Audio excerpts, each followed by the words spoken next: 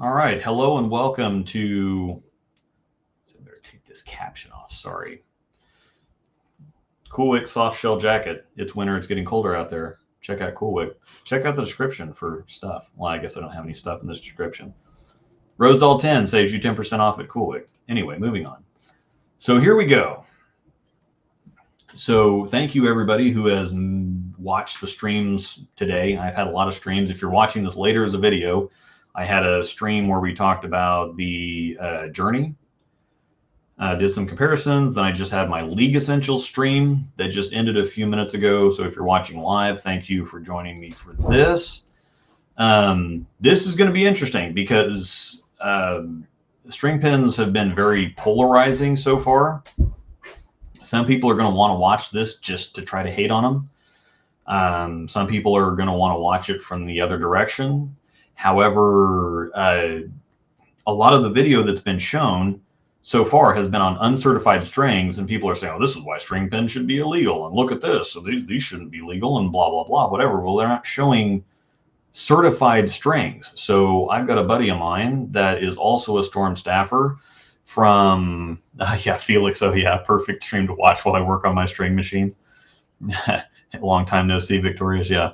Thanks everybody for coming over from my my other stream, and who also came over from the other stream earlier than that. But Casey Murphy, you can find this video, these videos on his channel. He has certified strings down by him in Springfield, Missouri. This is at Andy B's, again, Springfield, Missouri. They have certified string pins, and as far as I know, this is the only video out there, the only independent video. USBC's got some little short shots on certified strings, and you, of course, would expect them to be cherry-picked. But this is just a He Bowls Travel League at Andy B's in Springfield. They put in certified pins, still bowling Travel League there, and so he set up a stream to just get some certified string footage. And so this is what the actually certified strings look like. Everybody else has seen all these other ones that just fly all over the place and the strings knock things down and it just looks ridiculous. The certified strings look completely different. And so we're going to take a look just to get an actual realistic idea of what these things actually do. So I'm going to go on ahead and I just might as well just go on ahead and turn it on while we watch here. Casey has given me permission to use this. Almost is a bit shaky as the camera gets started. He gets it zoomed in. We will have several lanes. Yeah, sorry, I should have had a warning here. There we go. All right, now we're good to go. So we get to see several lanes of footage here. On lane 26, on the right lane, there's a lot of people that kind of fall off into the shot. So anyway, Casey has given me permission to stream this on my channel. And so we're going to be as nitpicky as possible. We're going to look at this. We're going to talk about, because I have 2 hours of video if we want to take it that long. But I also have a lot of things to talk about, pros and cons. Felix in the stream here actually has string machines and works on them, so he can provide some insight. I've had some proprietors read. I've been very vocal about this so far because I've really hated I don't necessarily have an opinion one way or the other. I just really hate this stupid opinion. That's Casey on the left lane on 25 right now. Really good bowler, really good bowler. Actually wins a lot of stuff. Still wins a lot of stuff. Great dude. He also does some ball reviews on his channel. He does the kind of simple ones where he just lets you watch the ball reaction and form your own opinion. He doesn't try to hype up anything. He doesn't try to sell anything. He's got a couple little summaries and a few of his thoughts in print on the videos. And so I like watching his because he's good, he's consistent, and he lets you watch the ball reaction and figure it out yourself. Plus, he just adds a few of his own comments. I know, Bucko. Do you like string pins or not? Strong dog? Strings or no strings? What do you think? That's what I thought. Let me know. Woof. So anyway, there's a lot of stuff to talk about, but the key thing here is that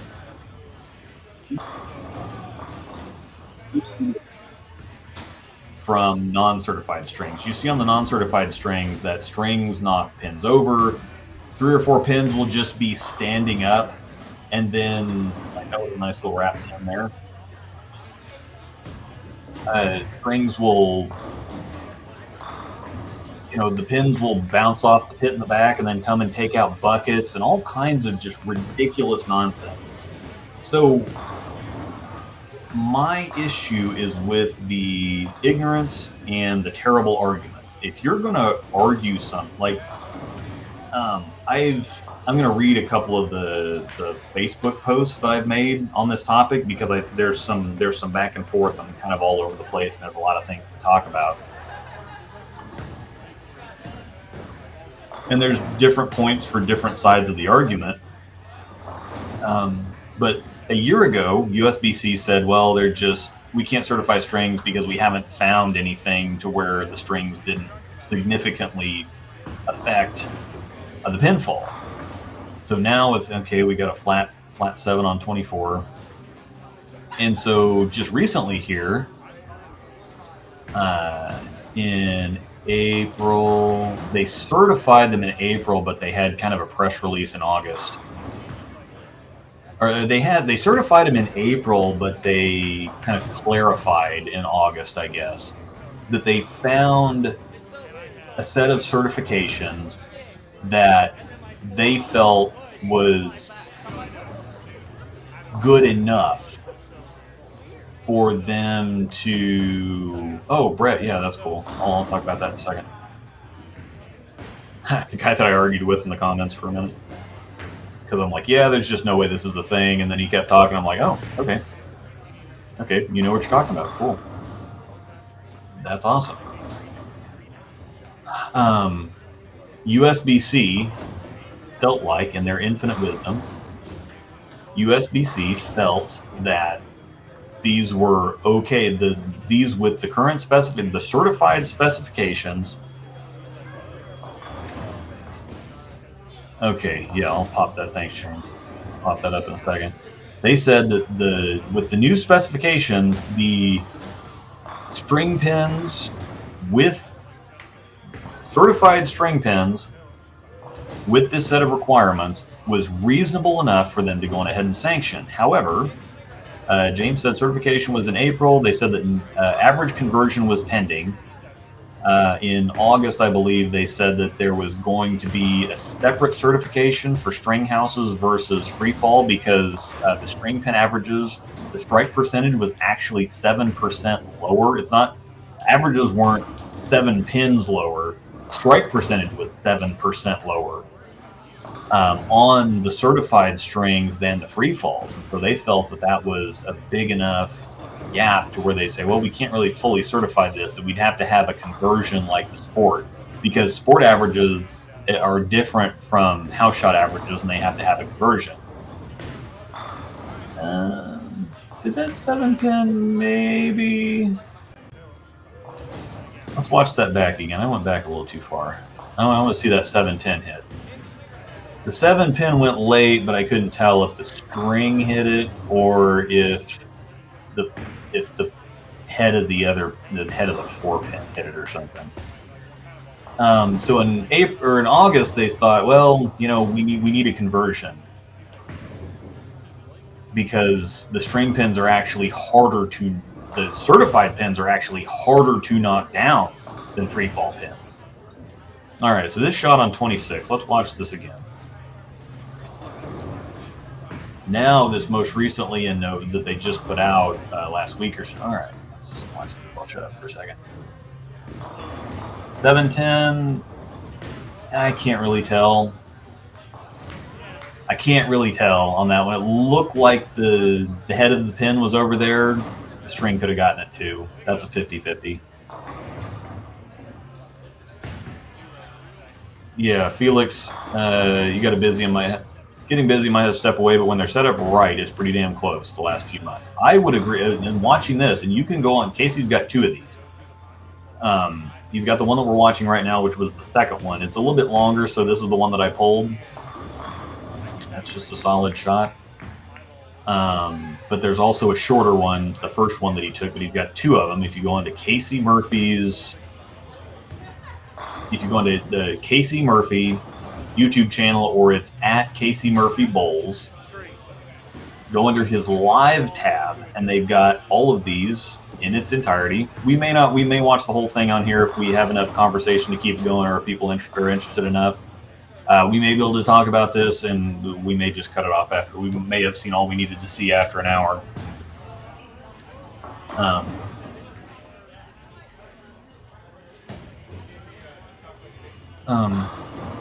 I think the head of the 4-pin clipped it. Seemed like a plausible hit. I would agree, but some people would say, "Oh no, that string got it." It wouldn't necessarily. I'd be okay. It was. I think the pin hit it, but you know, I wouldn't necessarily argue.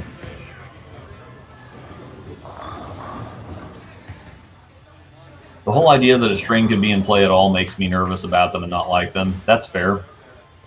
And that kind of is my one drawback, is that the strings in general, the certified ones, the string interference occurrence is so low. The string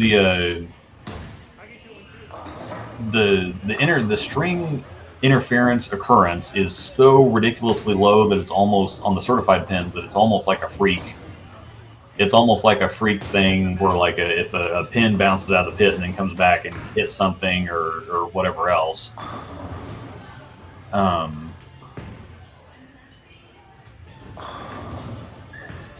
But they're about as freak occurrence as picking up a 710 or making a big 4, or, you know, having a 310 and chopping the 3 off and having the 3 come back and take the 10 out. The string interference is so low that people are going to be mad. Like, I'm mad when it happens. When somebody is throwing it a 310 and they chop it, but the 3 magically bounces back on the lane and takes out the 10.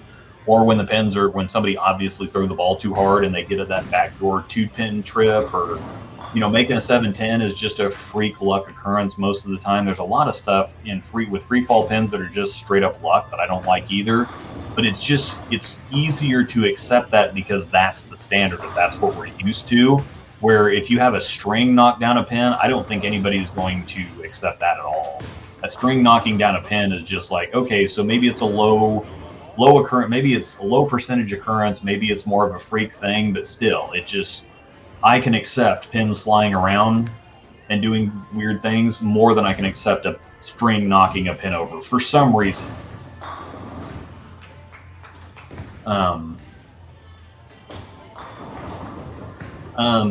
The string carry is stupid real. It's not real. That's what I was talking about earlier. So this is just not accurate. It is real on non-certified pins. It's just not on the certified ones. The videos that everybody is sharing around, 220 average bowler, not certified. The Sean Rash video, not certified.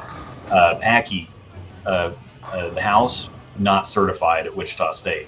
This is the only video that's out there. Literally the only independent video that's out there that is on certified string pins. I was talking to one of the proprietors of the centers here in town, and he's on the USBC. He might be on the state board. He's also a proprietor, of course, like I just said. He said there's only about 20 centers in the country so far that have certified string pins, and that everything else that's out there is nonsense. And I would tend to agree. So this is just not accurate. This is a comment from somebody who just hasn't seen these videos or done the research. So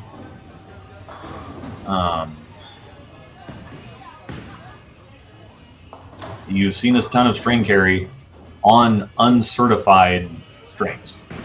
That's the thing that everybody keeps missing. All these videos that are out there are uncertified strings, and there's a complete difference between these certified strings. I've watched both of these videos, all 3 hours that Casey has posted, and I have not seen a string interference once. Not a single one. I've seen some that look close, like that 10 pin that went down late on lane 24 just now, but it was another one of those, the head of the pin smacked it. These are completely different from the uncertified pins. So this is just not accurate. You cannot look. This is my fundamental problem. I'm not for or against string pins. I'm against stuff like this, because you're watching uncertified string pin videos and saying that that has any kind of relevance whatsoever to this. It just doesn't. It just doesn't. USBC did not certify string pins in general of all kinds of different configurations.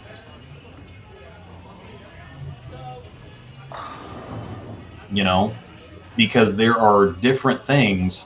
There's a whole different set of specifications for these to be considered for, and the string right there, almost on 25 right there, almost held that pin up. It was going down, but the string almost held that pin up.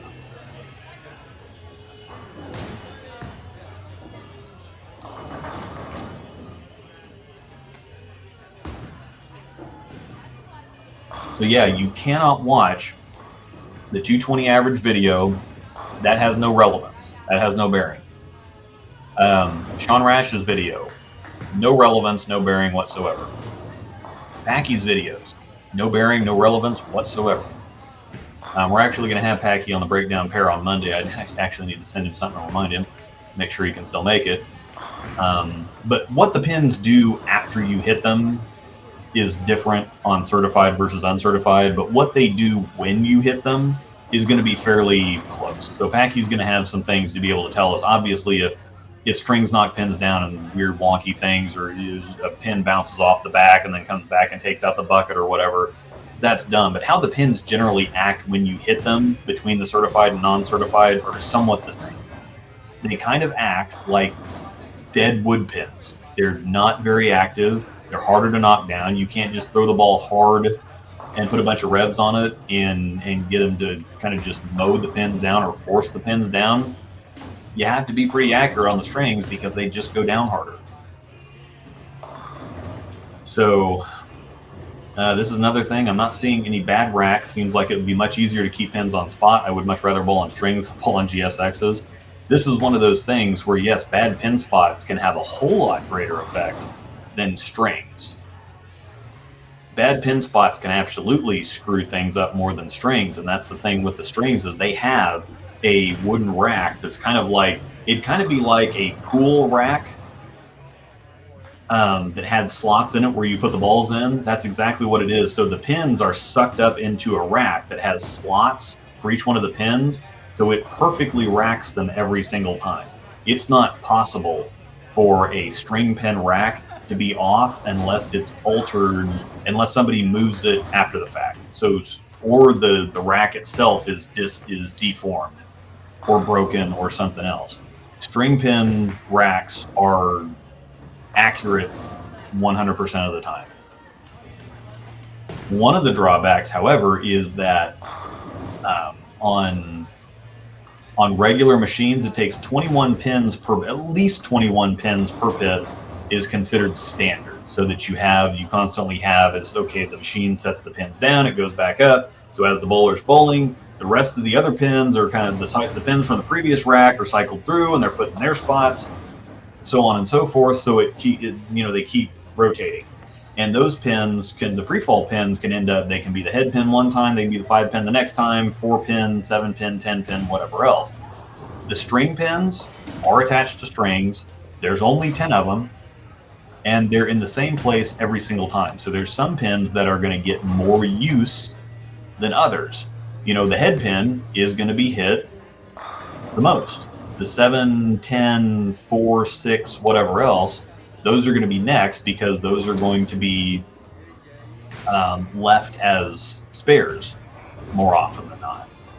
And so the heavy use pins are going to be the 1, 2, 3, and 7, 10. So the other ones are not going to get quite as much use or direct contact on them. The pins that the ball is directly contacting, I think, would have more wear on them. So that's one of the bad things. They would have to make sure that they rotate the pins. Felix had told me, that was in here earlier, he had told me that they have recommendations for, rotating, checking string lengths and adjusting. He says it really doesn't take that much time. It's very easy to do. It's just you actually have to do it. And that's another concern that people have had. It's like, okay, well, so they meet the initial specifications. What happens if they don't do the maintenance and they fall out of spec? It's like, well, there's so much stuff in a bowling alley that's already out of spec to begin with. Most people are bowling on lanes with out of spec topography or out of spec lane conditions, or pin spots that get too far off, pins that shouldn't be in the rack, dead pins that are damaged enough they should be out, and that they've fallen out of specification should be out. I know, Buck. You're a good Buck.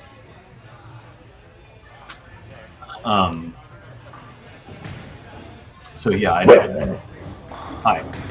I know. I'm sorry. You're just gonna have to go back and take a nap. I know it's nice outside. I'm busy. Doing the Lord's work here. If the strings get certified, will they bring in instant replay? Bowlers can be able to throw a challenge flag. I did read the rules. If a string hits thank you. If a string hits a pin, it will be counted. It's not one of those, because there's plenty of nonsense that happens. Hey, buddy, I know, Bucko. You settle down. Settle down, sir. Thank you. I know, buddy. What's buddy? What is buddy? What woof? What? Woof. Nobody wants to listen to you. They don't want to hear the woof. So if a string knocks a pin down, that is legal pinfall. However, I shared a video on Facebook today where somebody was shooting a 2-7-10, hit the 7 pin, it bounced back onto the lane, hit the 2 pin, which then rolled over and hit the 10 pin. And you're saying that that's okay, but a string knocking down a 10 pin isn't? This guy completely missed. He was trying to shoot the 2 into the 10 and then hit the 7 with the ball, completely missed the 2. Hit the 7 pin only and ended up with a spare because these free fall pins just bounce all over the place. The people that complain about, power and revs and easy lane conditions and whatever else, the string pins are harder to score on. They are actually harder to score on. And so those people that are mad about inflated averages and whatever else, and the power game two-handers should be ecstatic about string pins. Oh, look, another wrap 10. Should be ecstatic about these, because you can't just throw the ball hard and rev the ball up anymore and have that actually knock the pins down. You have to throw a good shot.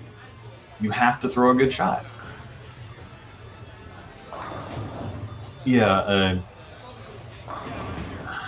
and this is the thing, is I have not gotten into this before, and I don't really like getting into this, but it's a specific video on a specific channel. He makes entertaining videos, and a lot of people like them, but this is 220's video. 220 average bowler string pin video is one of the worst possible things he could have done for the greater world of bowling. So many people followed that video and made their own or shared without understanding. He lied and said this is why string pins should be illegal, tried to pass them off. He even said in the comments these are certified pins. They were absolutely not. So what happens when something good for bowling comes along, and just because it's different, people want to... Pretty good shot. And a 4 pin. Look at that. Yeah, that's what he just said. That's what he just said. That would have been a strike. That's what he just said. He said that would... Let me see if I can go back here. He said that would have been a strike on normal pins. So you can say that the string, well, it's like, well, some people can say, well, I'm not necessarily saying that the strings knock all kinds of pins down. The string pins are just different than the regular ones. Absolutely. That's not what people are throwing a fit about. They're throwing a fit about, well, strings shouldn't be legal because the strings knock over pins all the time. Well, no, they don't. They actually go down harder. They're harder to knock down. And if you want to complain about saying, well, it's like, well, I'm not necessarily complaining. It's like, I just don't like, see, that would have been a strike. Yeah.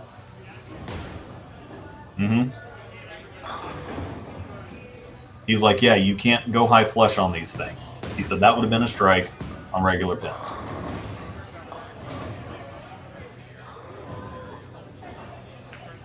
So it's just, you cannot lie about something and mislead people to forward your opinion.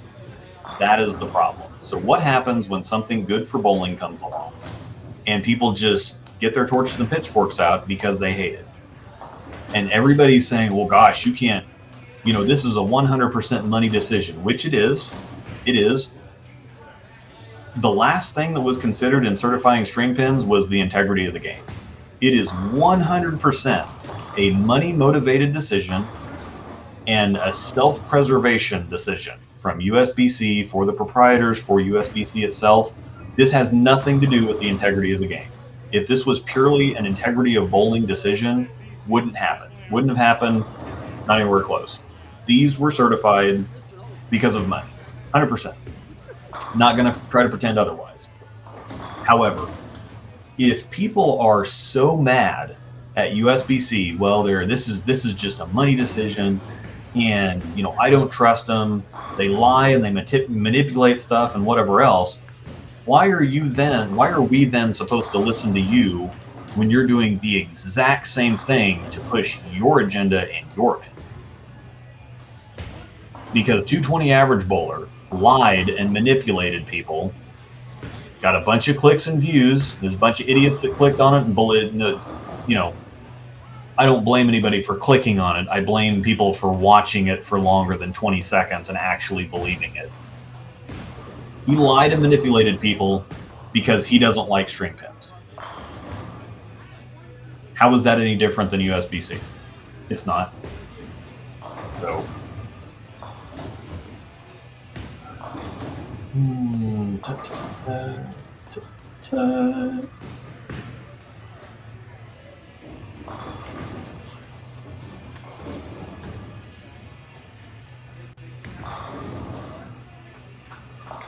Yes. I could bowl on strings and film it and then bowl on free fall, and you can compare it if you want. I would absolutely do that if you would be willing to set that up. Yeah. If you can get me some good, because this is a good angle on this. Hopefully the video is clear. I'm having to stream this from my hard drive. It wouldn't let me. It's too big of a file to upload. So hopefully this is clear enough. And again, we're not watching ball reaction, so even if it's a little fuzzy or out of focus, you can generally tell what's going on here. There's another high flush 4-pin. Yes, I would absolutely do that. Oh yeah, using strings. Does anyone know if there are any significant USBC or PBA tourneys scheduled for 2024 using strings? No, I would highly doubt. I think that, especially because this is a USBC thing, and I think that people would scream, the pros would scream bloody murder. I think that at the highest level of competition, you want the utmost integrity, and people would just not watch if it was on. Well, I think people would watch, just trying to hate on it if it was string pins. That's professional tournaments or big money tournaments of any kind are going to avoid strings as much as possible. Strings are literally kind of a last-ditch option for centers that are having trouble staying open, finding parts, keeping employees as far as mechanics go.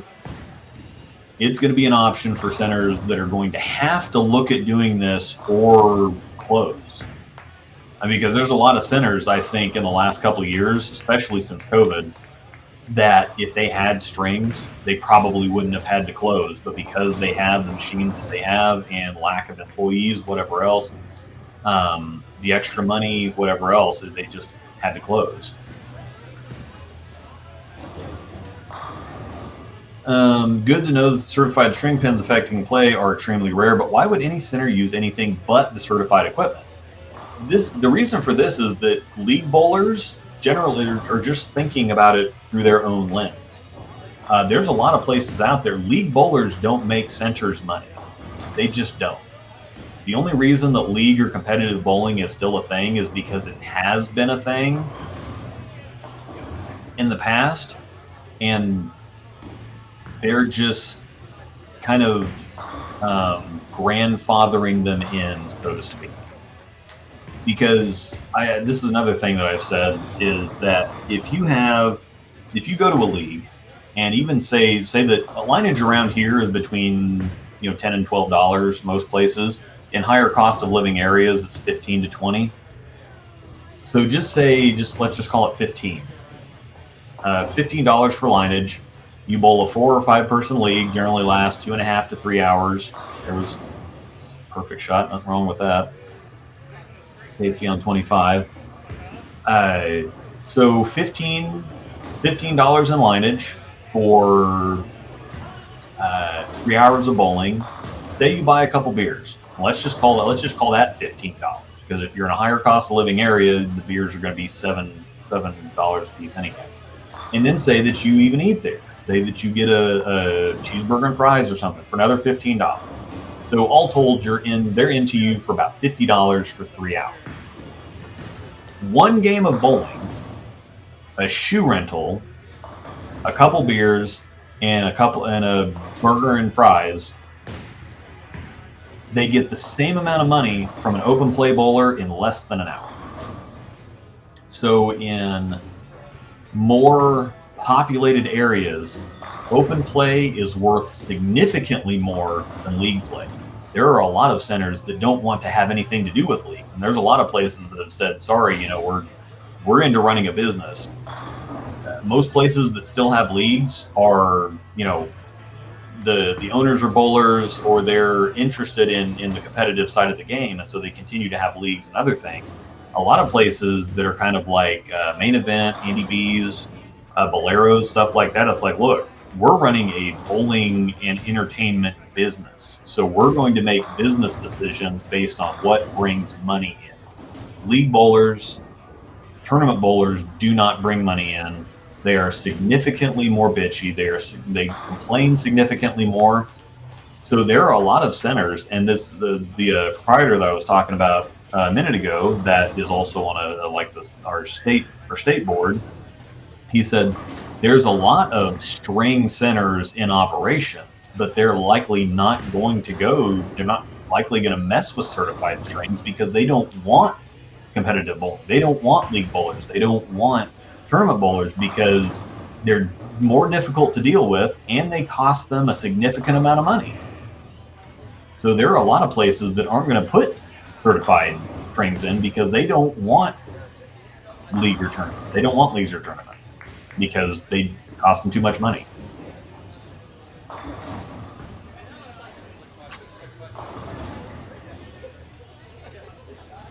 Chris Prather's home center just went to strings. Not sure if they're certified. That I don't know. I have not seen that one. Messengers are still possible, but don't happen a lot. And 4 pins, tripping 4s just doesn't really happen either very much.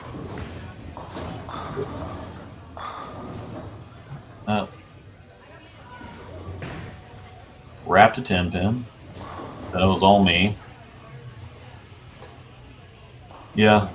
Barnes even admits that Wichita State Bowling Center gets crazy string carry. He has yet to bowl on certified. Yeah, the ones at Wichita State are not certified, so they bounce all over the place and look stupid. So and that's the other thing, is I absolutely agree on saying that regular recreational strings look stupid and should never be allowed, obviously. But the certified stuff, I mean, you can watch and you can go back again. Go to Casey Murphy's channel. He's once again, he's allowed me to stream this. But if you want to go back and watch it over and over and over again, or just watch this, I would say if you want to go back and watch it again, go give him the views, give him the traffic. But watch it over again. You can go through this thing with a fine-tooth comb. You're just not going to find, if you're trying to hate on string pins, you're just not going to find what you're hoping to find.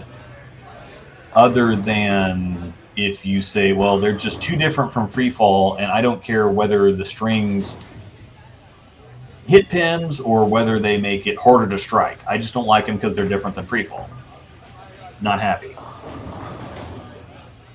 Yes, this is another point that I have. 90% chance that the people complaining about the strings aren't even bowling on something legal anyway. They're not. I used to do lane certification for our thinners here in town, and I can guarantee you that they actually somewhat kind of care here in town. It's very, very expensive to level lanes. Most places, all there is, you go into USBC and there's a checkbox. Is like, does your center meet the certification standards? There are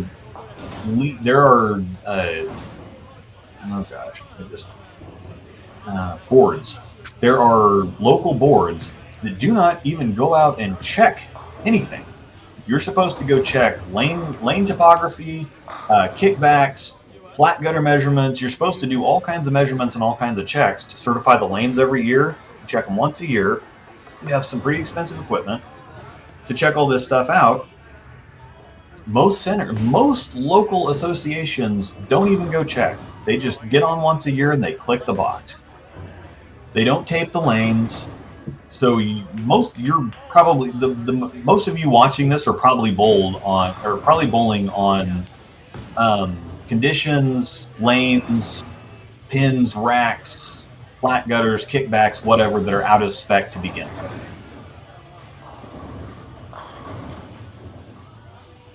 Yeah, another flat dead hit.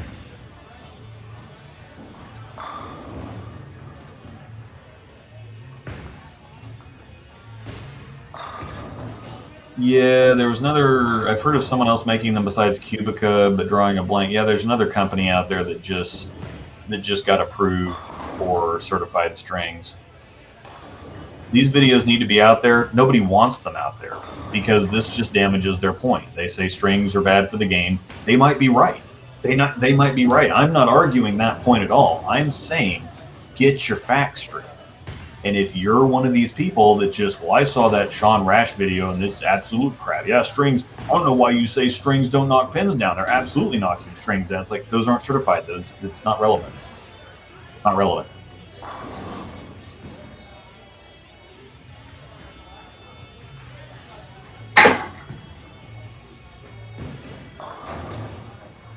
Nothing quite like listen to this. Nothing quite like opening a Guinness with a nitro rocket in there.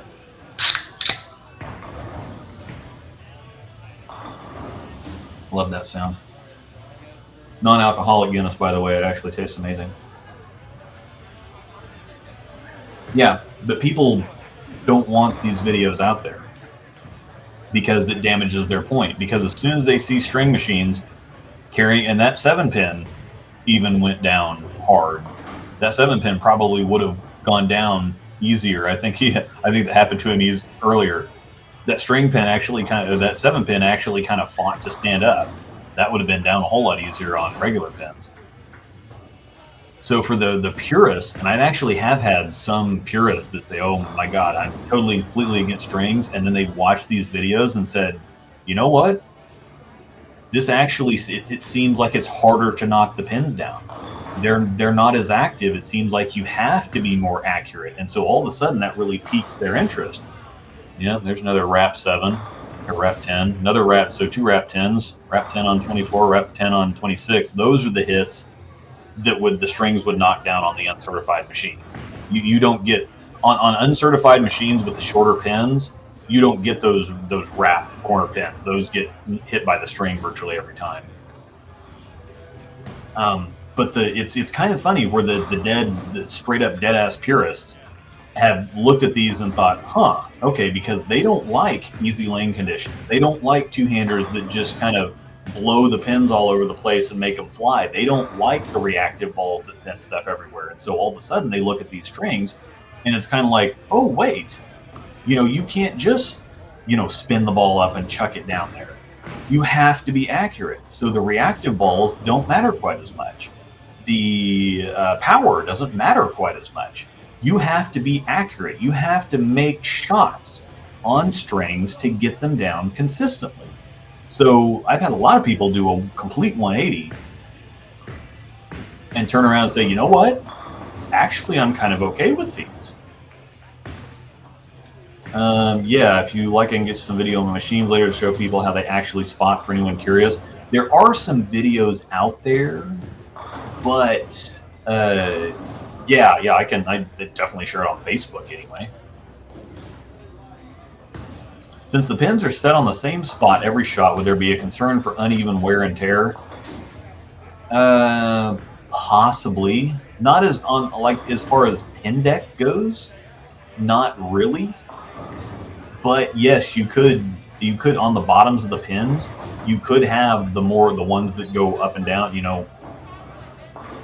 like 10 pins especially, because the 1, 2, 3 are going to be hit the most, and so those are going to feature a different kind of wear than pins that are set on the first rack and then set again on the second rack, or pins that have like the 10 pin especially. The bottom is just going to wear out faster because it's hitting the deck a whole lot more often than the other pins, so the bottom of it is going to wear out faster. Definitely, that's a good point. Our 3 front pins lasted 30 weeks.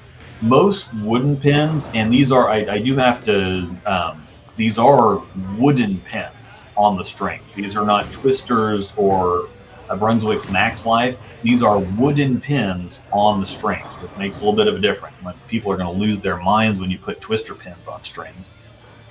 But yeah, most pins last a league season, last a year, or they last a league season and they kind of milk them throughout the summer on open play and summer leagues to last a little bit longer. But I think if you're, again, I think you said that yours weren't rotated for some reason, or they couldn't rotate them, or some kind of something. But yeah, the front 3 pins are going to wear out faster from the ball hitting.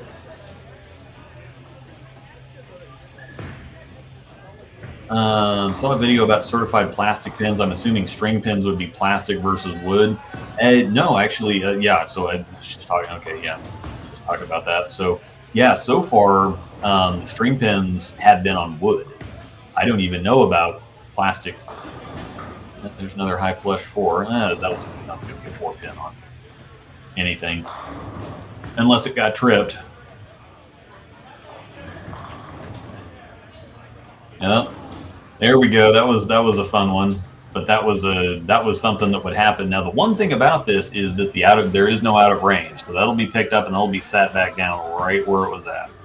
See if I can get back there. So we'll go look at this again. This wasn't a string interference. This was just 2 pins hitting on the opposite side of it and standing it back up. But the out of ranges were free fall pins. They have a little bit of range to them to be able to pick up. All right, so watch the 7 pin here. Yeah, see 2 pins hit side by side. That happens sometimes on regular pins. But it's going to get picked back up, and instead of being set right back down there, it is going to be set back, respotted on the 7 pin spot. There's no other way for these machines to do it. I don't find that to be a problem, because I think that pins sliding clear across the deck, and most of the time if they're sliding on the pin deck, the machine's going to knock them down, and it's going to get set right back where it was originally set, not where it was standing up and got knocked down.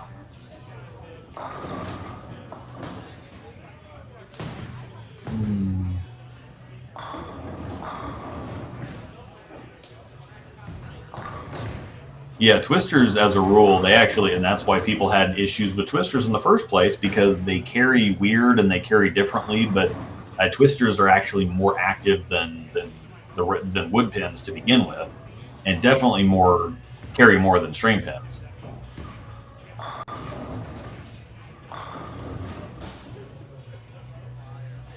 It'll be interesting to see if USBC does put rules in place for string pins. If a string obviously knocks a pin over, similar to a rack taking a pin out and having to respot it.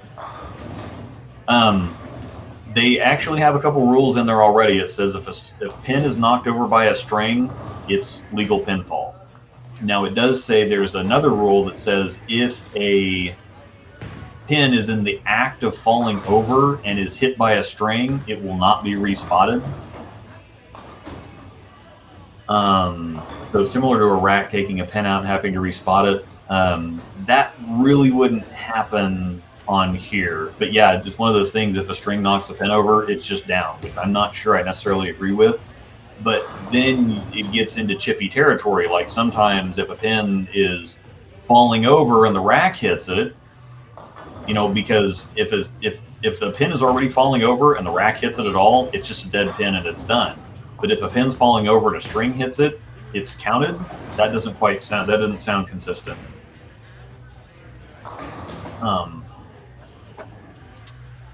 But again, like I said, there's plenty of dumb stuff that happens on free fall pins. I don't agree with, you know, if a ball goes off the lane and it comes back onto the lane, as soon as it goes off the lane or the playing surface, it's dead. But a pin can go back into the pit and magically just kind of fly back out and knock all kinds of stuff down, and that's fair. But it's too realistically hard to figure out, okay, did that pin, you know, like on a messenger, if a pin goes to, well, did anybody see it? Did it just hit the side and then go knock the pin over? Or did it hit the gutter before it hit the kickback and then go over? It's too hard to reason that stuff out. Just like it's too hard to reason out the strings. There's going to be some of them, it's like, well, did the pin hit it or did the string hit it? And then there's going to be a debate. And then it's just too dumb. Hi. Speaking of too dumb, what are you doing, sir? Hi. Buck. It's too difficult to argue some stuff. Yeah, take Buck out for a bit. We'll still be here. Yeah. There's plenty of stuff to watch. Problem is, he's a Husky Shepherd mix, and so as soon as he gets outside, he's going to be impossible to get back in here. He'll be fine. He's got a window open.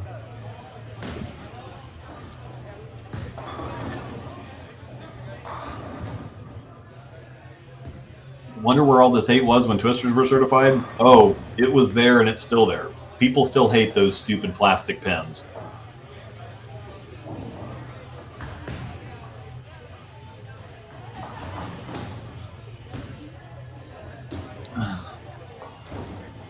Don't agree with this. Free fall's legit. Strings are fake carry into. Well, I mean, strings hitting a pin is fake carry. I don't like that rule. I think if a string knocks a pin down and it's obvious the string knocked the pin down, you stand that sucker back up. That's where I disagree. But people are going to have, you know, because people already have fights about stuff when centers don't turn foul lights on. That's the other thing that, you know, there's all kinds of stuff. You know, centers don't really turn foul lights on. So there's all kinds of people that foul and should get a 0. How about Buck? Hey, stop it. There's all kinds of centers that don't turn the foul lights on, and people foul half the night. And because the lights aren't on and nobody's paying that much attention, because the foul lights are not on, there's people that foul all the time and you don't see it. And because you don't see it or aren't paying attention to it, it's not changed. And so you can have somebody shoot 100 pins over the score that they should have had because the foul lights aren't on.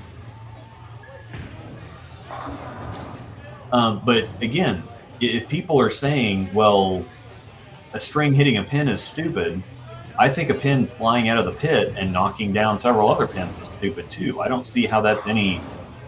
How is a string knocking over a pin different or somehow worse than a pin that's in the pit and should be dead? Tell me, well, there's a kick on that 24. Let me go back and see if we can. Let's watch 24 again. That 10 pin went down late. Did the pin hit it or did the string hit it?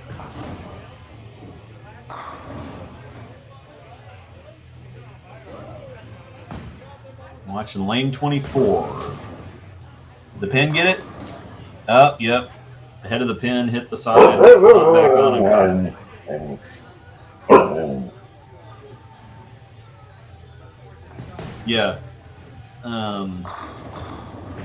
Watching this on my phone, if you didn't know they were strings, you honestly wouldn't tell from the carry. The carry doesn't look very different at all. The pins look a little bit more, they look like dead wood pins. They just look like dead pins. They go down harder. So this is generally what you start hearing dead pins on the rack. They don't, there's not as much coefficient of restitution. So if a wooden pin is broken, it absorbs the impact rather than reflecting the impact.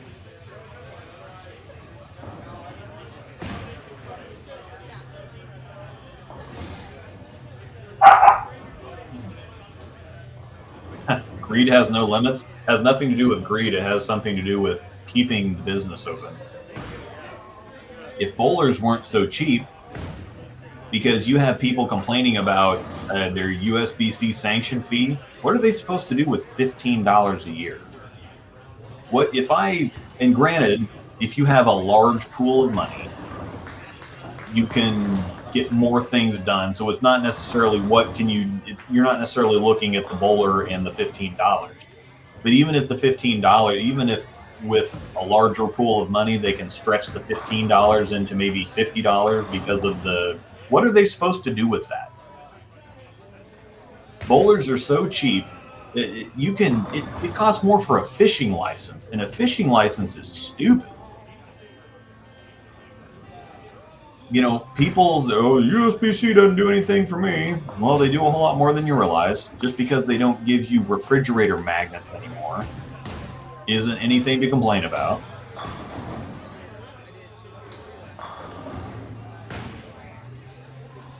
So, has nothing to do with greed. It has to do with cheap-ass, whiny-ass bowlers is what it has to do with. And they're going to strings in the first place so that you can even have leagues or tournaments to bowl. A lot of places it's going to be, we can't afford for these cheap-ass league and tournament bowlers to be in here bitching and whining and complaining about everything. The only way that we can afford to allow people to still bowl leagues and tournaments is to go to string pins. Nice solid hit there. Yeah, I wouldn't. I wonder if I would even notice the string pins were there if somebody didn't tell me. I probably wouldn't.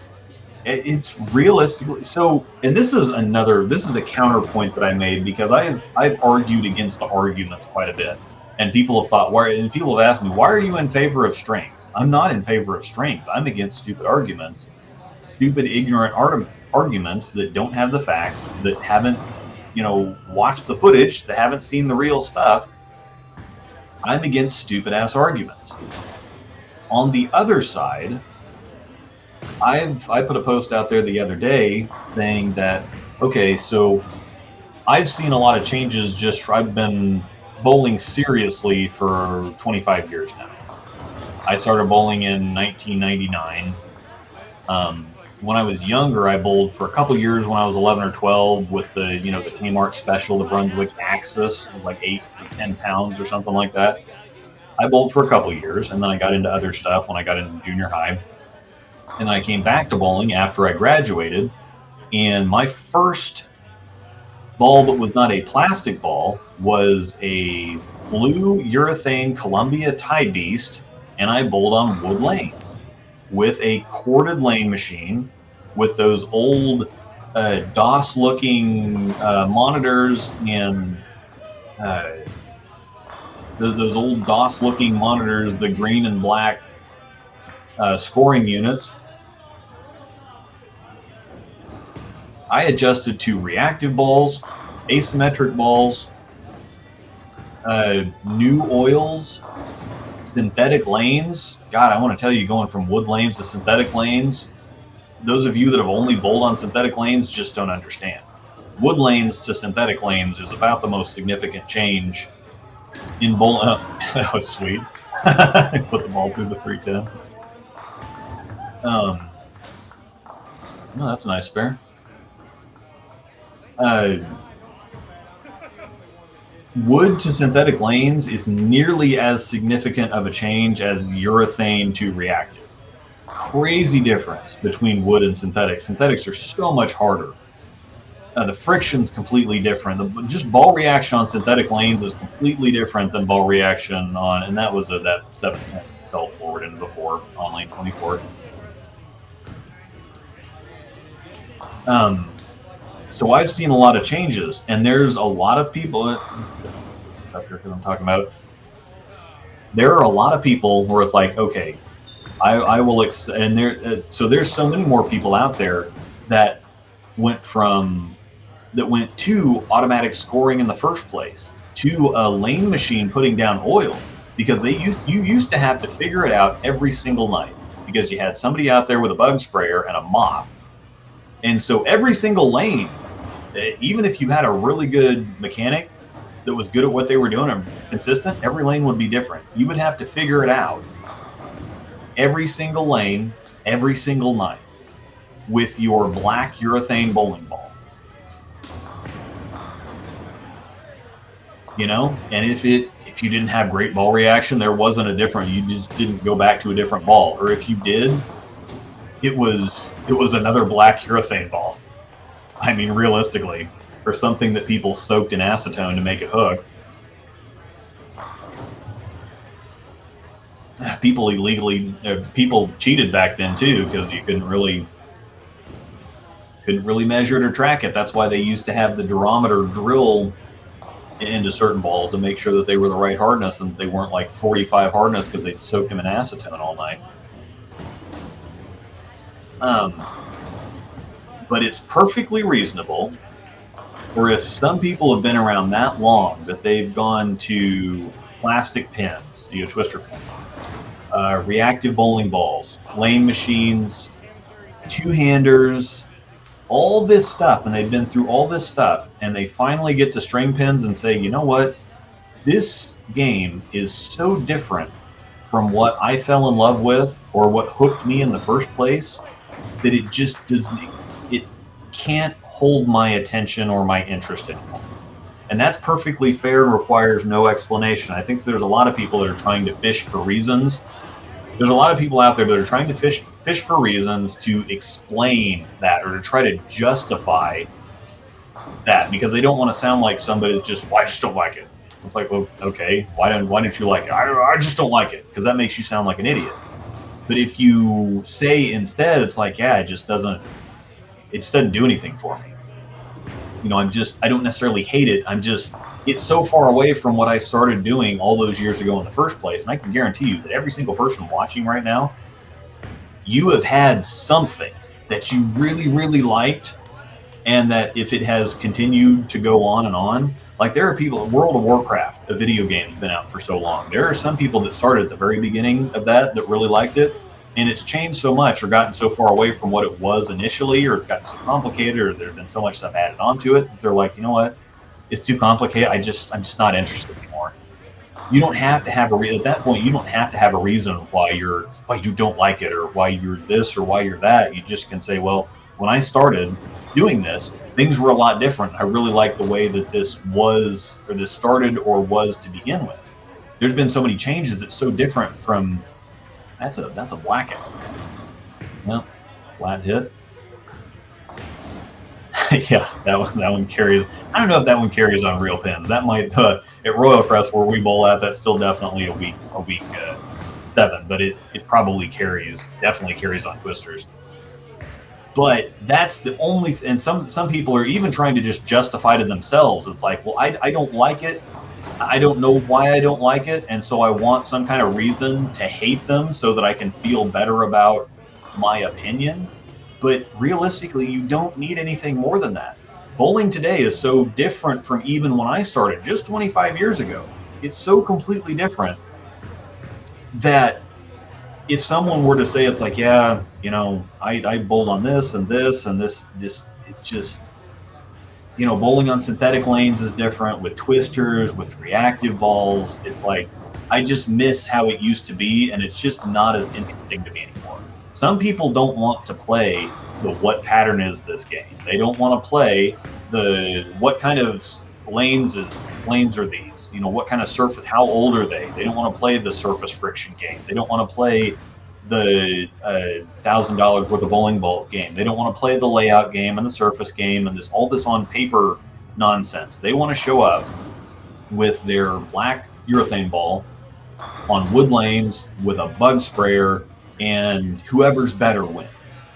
There's not all this extra nonsense. They don't want to have to make up spreadsheets and follow all this technology and worry about cover stock strengths and asymmetric cores and blah, blah. They don't want to play the details game. They want to show up and they want to bowl. They don't want to watch somebody throw 550 revs at 20 miles an hour and just force the pins down. They just, as long as you just rev the ball up and throw it hard and send it right at the head pin, they're all going to fall down because they fly all over the place and they come back out of the pit and you roll 2 pins. As long as you apply enough power to free fall pins, you don't really have to be that accurate. On a house shot, definitely not. And on these on sport patterns, if you know what you're doing, you can turn them into a house shot in a few games anyway.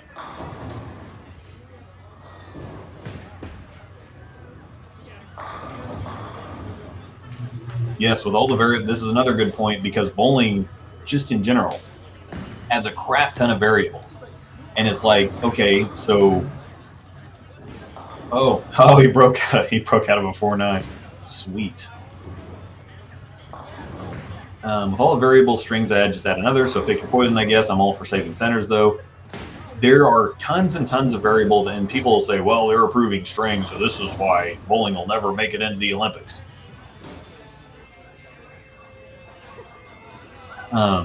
With all the variables, so yeah, I've read this a million times already. So yeah, bowling has so many variables, they're just impossible to control. And you fix one thing and it throws something else out of whack. There's so many variables that there's just a certain amount of luck that goes to just absolute blind luck. And I had to break this up so it would play a little bit better. So it's about to, I'll have to kick it over to the second part of the video, basically here in a second. So when it turns off, don't panic, it's coming. I'll pop the other one up there. There's so much variability in bowling that a lot of it's luck to begin with, and that's what bugs me sometimes. It's hard to take it seriously because you can throw or execute 250 and shoot 190, but you can also execute 190 and shoot 250. I was not very sharp on Thursday in our scratch league at all. Oh, there we go. All right, let me add the source. Local video, KC Strings 2.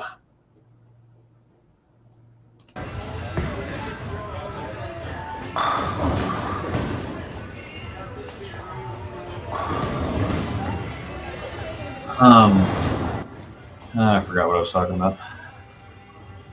Just the amount of variables in the game of bowling just pick things out of whack. I have no idea what I was talking about.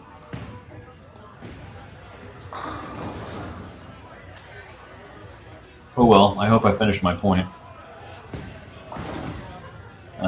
Yeah, I haven't seen one corner pin get randomly kicked by a string at all. Plenty of lanes to observe. That's the other cool thing about this, is that you're not watching just Casey bowl. You're watching all kinds of different bowlers of all kinds of different skills, and there's plenty of lanes to watch.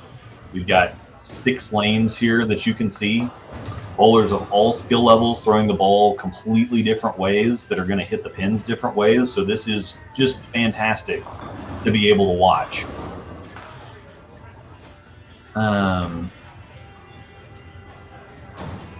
It would be interesting to see the slow-mo high FPS video of the string pin. Yeah, definitely. I agree. Yeah, I know I'm 30 minutes, or almost 40 minutes behind comments. We aren't idiots for watching it. Yeah, I corrected myself. I don't think you're idiots for clicking on it. I just think anybody's an idiot for believing that, or thinking that USBC would actually sanction that. That's the funny thing is that I wouldn't understand how anybody could watch the 220 average bowler video and think this is what USBC certified, because USBC somehow doesn't see a problem with this. They don't think anybody will have an issue with this, so they just went ahead and sanctioned them. People would riot. People would literally walk out of league. People would quit tournaments. They would just never bowl at that center again. So how does that, if the decision is all about money, which is, again, people are just contradictory, and just drives me nuts how little people think about what they're saying or the points that they're making.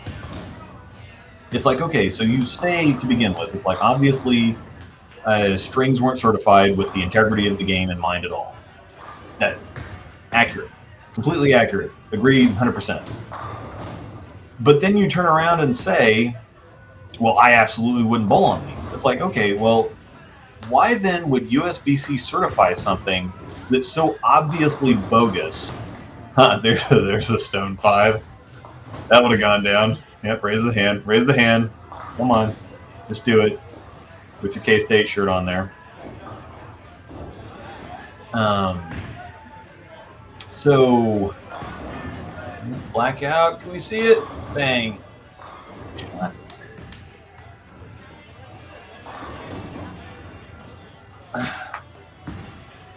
So you think that USBC's ignoring integrity, they're doing this all for the money because they can make things cheaper and whatever else. But if they're so bad or they're so bogus that USBC loses members and the proprietors lose business from uncertified strings, where is your point exactly? It's being done for the money, but knowing that those strings are so, uncertified strings are so ridiculous that they would actually drive people away, then what's the point? Why would they do that then? If it's all about the money and uncertified strings would drive people away and cost both the centers and USBC money, why would they do that exactly? That's what's called a contradictory point.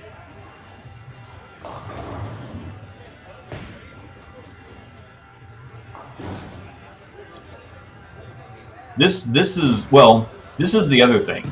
So I will admit, he might have been told that they were certain. He could have been told by somebody at the center. He could have asked and said, "Hey, are these certified or not?" And if somebody at the desk told him they were certified pins, that's absolutely plausible. That's fair. However, you can't watch that video for more than 30 seconds. He shouldn't have been able to bowl on those at all and think, oh yeah, these are certified. I would have looked at them, and it just based on not even seeing this video, because I had not seen these videos. I had not seen certified pins before I checked out that video. I clicked on it. I watched a little bit of it, but it took me 30 seconds to go, oh, well, these are obviously not certified. There's no way. There's no possible way. USBC is dumb. They're corrupt. They have problems. I don't trust them whatsoever. They have zero credibility, but there is no way in hell they would certify this nonsense. There's no way. They would be completely and totally rejected. So how can you watch more than 30 seconds of that video and think, oh my God, USBC approved this? These are terrible. I'd never bowl on these. And how are they going to keep members? If they're doing it for money to try to keep members, how would seeing that crap or certifying that crap make them any money or keep members? That doesn't make any sense. Okay, cool that the video, now that I'm catching up to this 40 minutes later.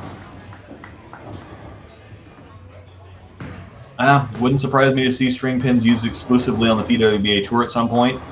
That could be an unfortunate thing, but I would think that with Bolero owning the PBA and Bolero being in business to make money, and Bolero most predominantly, they would be the first ones to go to string pins, especially if they could certify them for the League Bowler certification.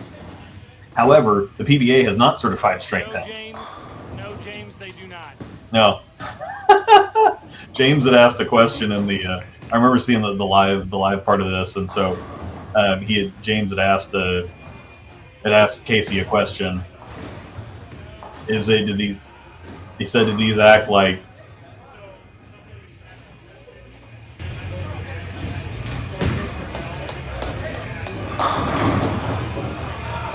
So James had asked him some questions, and he was saying, no, these do not act like regular pins.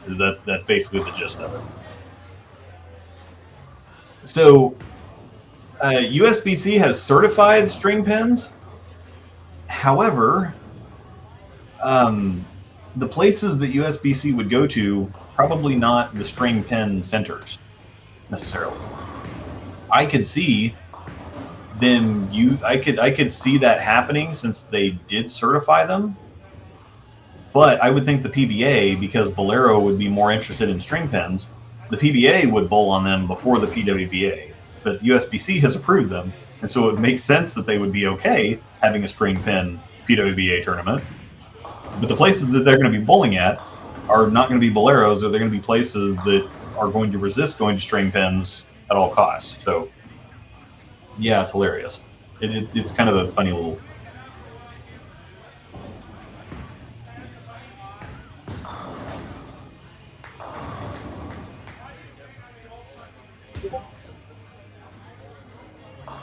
Yeah, this is a fair point. League heavy centers have full or nearly full houses, even during mid AM to early PM during the week, where they were otherwise be very sparsely occupied with only open play bowlers. So yeah, there are places where, but given that they can make 3 to 5 times more money on open play bowlers than they can on league bowlers, if you have a 40-lane center full of 40-lane center full of league bowlers, but you can make the same amount of money on 10 lanes of open play, it may not, you get less wear and tear, much less wear and tear on the equipment and the center in general. You don't really even have to care if the lanes are oiled. If you can make the same amount of money or more money running 10 lanes versus 40 lanes, you know, that's just like if you told somebody, it's like, well, I will pay you $100,000 a year to work here, and you can either work 10 hours a week or you can work 40 hours a week. You're going to take 10 hours I mean, there's not a person on the planet that would work 30 more hours a week for the same amount of money that they could get in 10 hours a week. It just wouldn't happen. It's kind of the same scenario. Because you have to play the numbers game.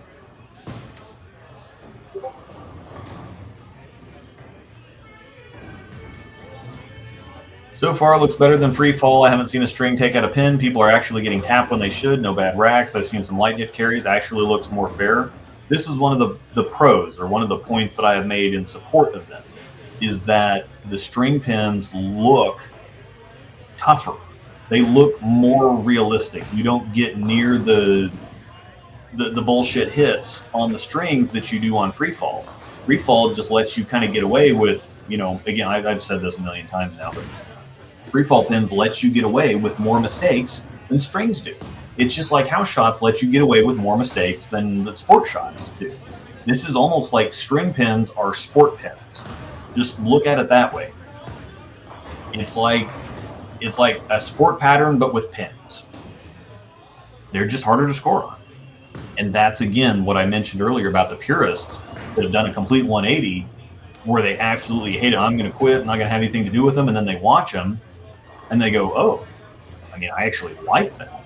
They actually, it's not that they just don't. It's like, okay, I'll be okay with it now. They actually like it. Yeah, bad proprietors are significantly worse for the game than string bowling, all else equal. And I've said that was one of my other points too, is that ignorance is worse for the game than string pins, because ignorance has put us in the position that we're in now. You gonna get? Nope. That 310 right there was a prime place for a string to cause a problem. I believe Cubic has stated that 9 out of 10 new installs. I could believe that, because you're just not going to open up. No intelligent person that cares about money.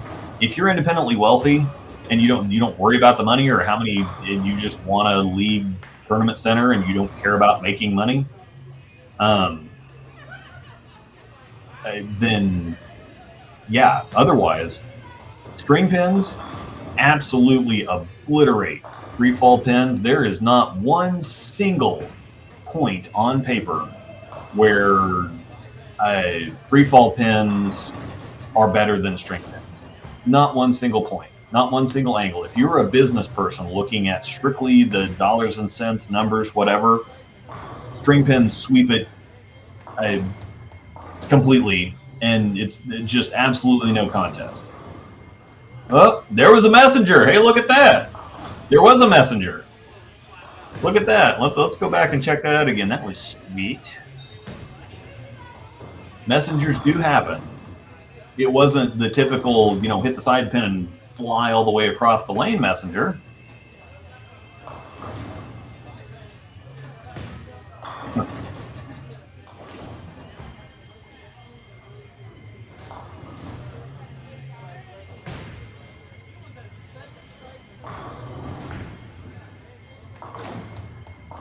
All right, let's watch this. Can't see the hit, but oh, it hits the sidewall, rolls over. Oh yeah. How often is that gonna happen? That was a completely normal hit. That would have happened on free fall. Completely normal hit. I bowl on certified strings in Jacksonville, Florida, at my home center, trying to throw messengers as hard, and the pins fall in weird ways sometimes. James asked if his average had changed. My average actually went up. Granted, I practiced all summer, but it went up. The string pins force you to be directly in the pocket. This is, this is expected. This is the expected.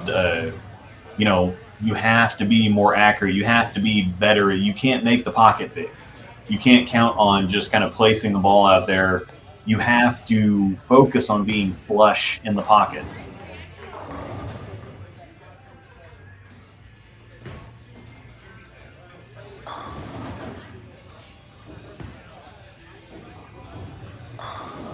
There's a good shot on 26. Bowling was a brand new sport, and you had to choose between free fall and certified strings. Objectively, which one is more fair? I would have to art as the looking at this video, using this video as a barometer. I hate some of the things that free fall strings do, namely because speed and power can break the game, so to speak. Because people like. Bowling used to be more like darts or pool or cornhole or something where you just had to be accurate and there was no way around it. There's nothing that you can do, darts, pool, those especially, that don't really require, bowling doesn't require you to be big and strong. It's not a sport like basketball or baseball, football, whatever else that requires physical strength. But bowling is kind of like basketball in the sense that in basketball, if you're taller and stronger, you can overpower the game. You look at somebody like Shaq, he didn't have to shoot free throws. He didn't have to be terribly accurate because he could just mow people down and dunk the ball every time. It's like that allows you to somewhat break the game. And it takes a lot of the technique out. Now, Shaq was also really good. I'm not going to say that he was just this big dumb guy that didn't have to play very good. If you actually critically watch Shaq, very good, smart player. But he used his size to his advantage. There are a lot of power bowlers out there that use their power smartly into their advantage, and I have no problem with that, because there are some power players out there that try to be too clean, I guess you'd say. AJ Chapman's one that comes to mind. He tries to be too crisp and clean. Then you have two-handers like Anthony Simonson and Spencer Robarge. They take complete advantage of their speed and their power. They're not trying to be all neat and precise with everything. They are trying to shove the ball down there and knock the pins down. But that allows them to that's a big part of why Simo's so good, because he doesn't have the rev rate that a lot of other two-handers have. He doesn't quite have the speed that a lot of other two-handers have. Like if you put him against Jesper, that's just no contest. I mean, Jesper's got him beat across the board pretty handily. Osku Palermo also. But Simo uses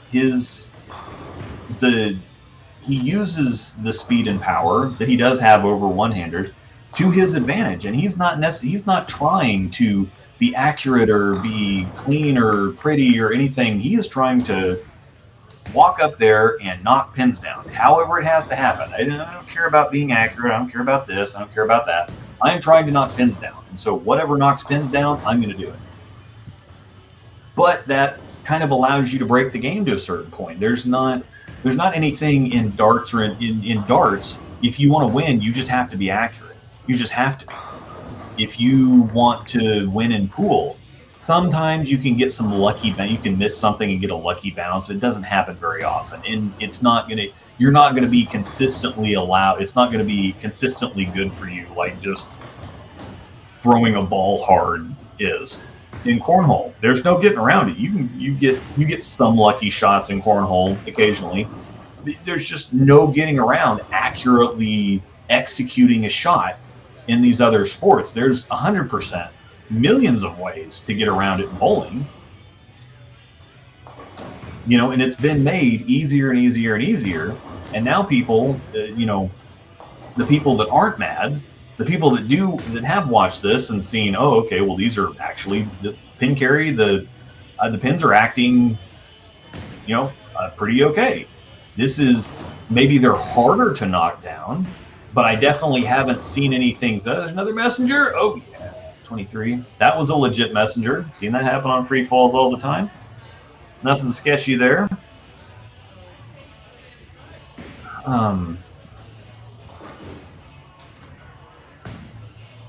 But you have the one crowd that says, why is strings not, that don't have the information? Oh, strings knock pins down. That's crap. That's bullshit.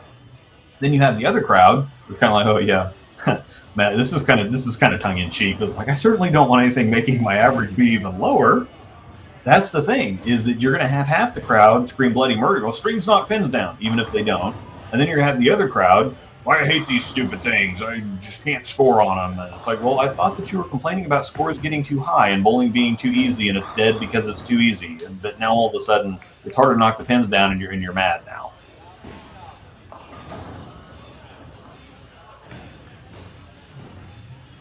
I haven't seen any pins try to bounce out of the pit or even back up on lane like you see with uncertified machines. This was 30 minutes ago when I was talking about this. Yeah, there's a flat corner pin. That probably would have been a flat corner on free falls. If we're being honest, I'm trying to be. That probably would have been a flat 10. Either way you chop it up. And that's the thing. Okay, well, that one over on 22 where that big messenger came across, that's definitely something where a string would have knocked that 7-pin down on the uncertified machine. The strings are, by and large, the strings are shorter. So what they did, the biggest thing that they did for these certified strings, the pins are 54 inches long, or the strings are 54 inches long. The strings on recreational are significantly shorter so that they bounce around more. Again, the original uncertified recreational strings are supposed to be more arcade-like. They're supposed to bounce around and do dumb things and do fun things for people that don't bowl. It's like bumpers. The uncertified strings are like bumpers. So that's the easiest way to put it in. It's like, well, that's the same thing as looking at bumper bowling and seeing a ball bounce off well, that's stupid. And somebody would say, well, they don't allow bumpers in certain sanctioned bowling. So why? It's the same thing as showing uncertified strings and say, oh, these strings just knock pins down all over the place, and stuff just rolls around and falls without even hitting it. It's like, well, yes, uncertified strings are like bumper bowling, completely different from certified bowling. But yes, that's the other thing, is I don't like how free fall pins you can just throw it hard and bounce pins out and make 7-10s and big 4s. And as long as you throw it hard enough, you can make all kinds of things happen. Yeah, I actually shot my highest series and first 800 ever on the strings, 278, 288, 279. That's freaking sweet, and that's impressive. That's impressive.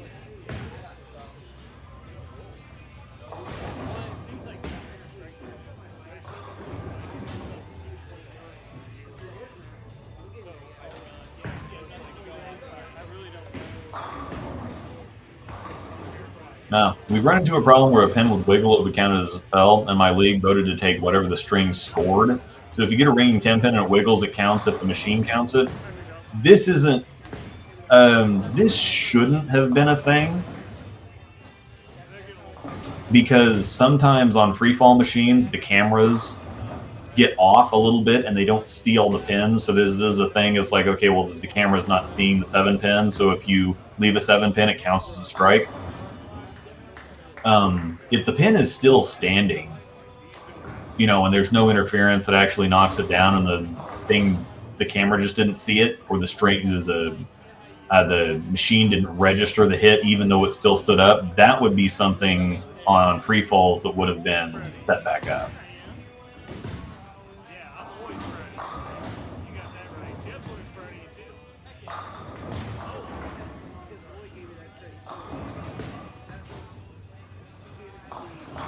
Let's see. Alright, I'll try. I need that. Those lane cameras are missing for scoring. How does the new system work? The system can tell just based on the strings being pulled, which pins fell down and which ones didn't. If a pin is wiggling and it's pulling on the string, it can tell if the pin has fallen over based on the length of the string on the pulley or whatever in there.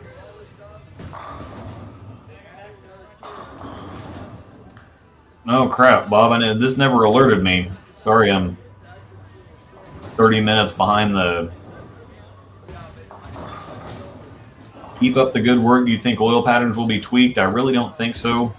Thanks for the donation. Super sorry it took me so long to get here. Normally it notifies me when I get a donation, but I never saw this. So, and I'm 30 minutes behind they're almost 40 minutes behind the comments now.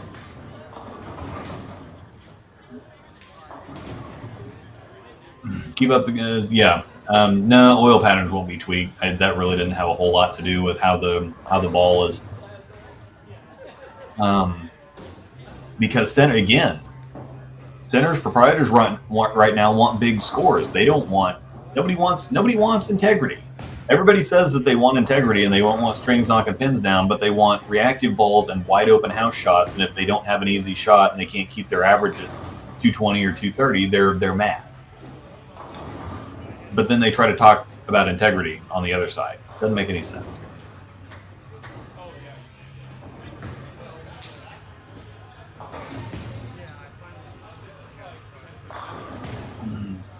Yep, bowlers will always find something to complain about because the majority of them are delusional, think they're better than they actually are. Level playing field, just bowl. Yeah, that's kind of what I just. That's about what I just said. So yeah, they complain when they don't score well, but then then they want to get all self-righteous about integrity for the game.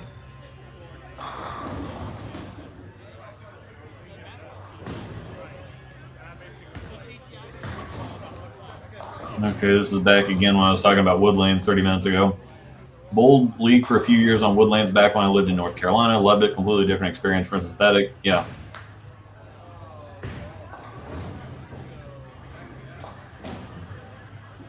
Yep. Wood to synthetic is a much more drastic change than strings, not even close. Yeah. Yeah. This is just watching this free fall to string. The strings go down a little harder. The carry is kind of different. The carry is different on twister pins though too. Like somebody else mentioned, I didn't pop the comment up, but somebody else mentioned that twister hits are different. They like smoother, rounder ball motion. If you're too angular going into twisters, you'll leave all kinds of crazy stuff. I think twisters and wood pins almost look more different than string pins and free falls look. Almost.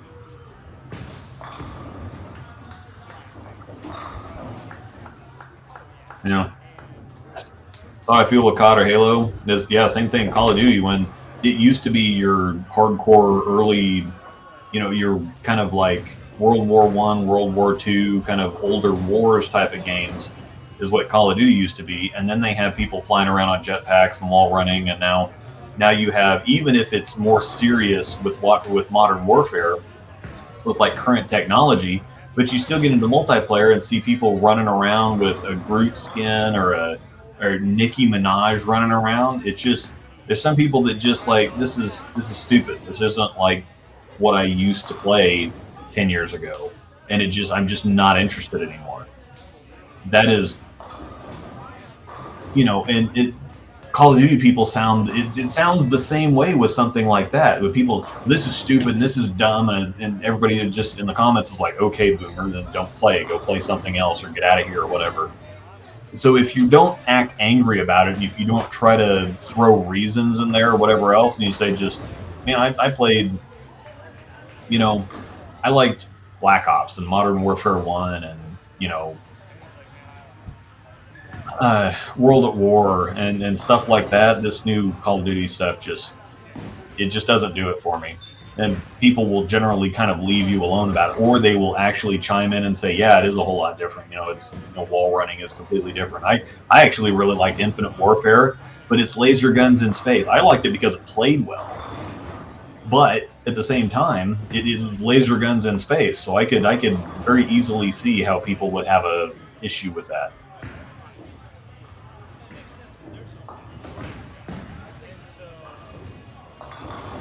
Fair point here. The physics of the game is changed and compromised. The strings affect the cause and reaction of every hit and chain reaction. Truth. That is accurate.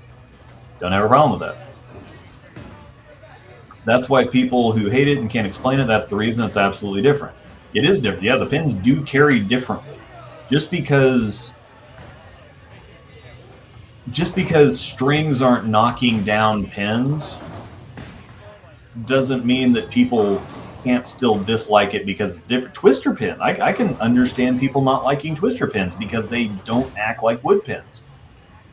I can see people not liking synthetics because they don't act like wood lanes. Completely okay with that. String pins is it's not the equivalent allowing Major League to use cork bats. I mean, the cork bats added, to hit the ball further, hit the ball harder, hit the ball further. The string pins would be string pins is the equivalent of using wooden bats in Major League instead of aluminum bats. That's more what it's like. I get your point, though.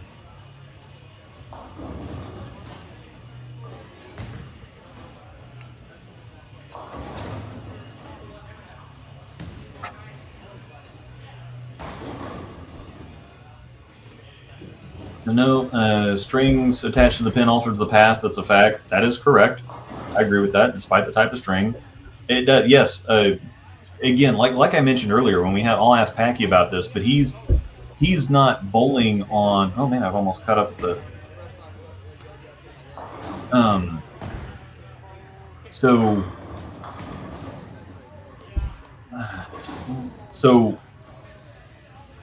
what the pins do after you hit them, if the string knocks a pin over, or a pin bounces back on the lane and knocks the bucket down, whatever else, they act, no matter the length of string or whether they're recreational or certified, they act the same when you hit them. What they do after you hit them is completely different. How they act after you hit them is completely different. What they do when you hit them, they react fairly similar. But the string does definitely alter the overall physics of bowling. It does. There's no way around that. There's no way to say that it doesn't. Now, you can say, well, there's so many variables in the game that, changing balls can alter the physics of the pins. Changing a lane pattern can change physics of things. Adjusting topography can change the physics of things. We have thicker kickbacks now. We have bouncier kickbacks now than we used to have. And the flat gutters, actually, they put in flat gutters specifically to help with pin carry. So there's been all kinds of things that significantly flat gutters and kickbacks significantly affect pin carry. That's also a fact. You've got the rabbit hole is so deep, and I think people would be absolutely fascinated if they knew some of this stuff, because they actually, again, the gutter is not, once you get into the pit, the gutter is flat. It is not rounded. For rounded, if you had rounded gutters, the pins would go into the gutter and stay there.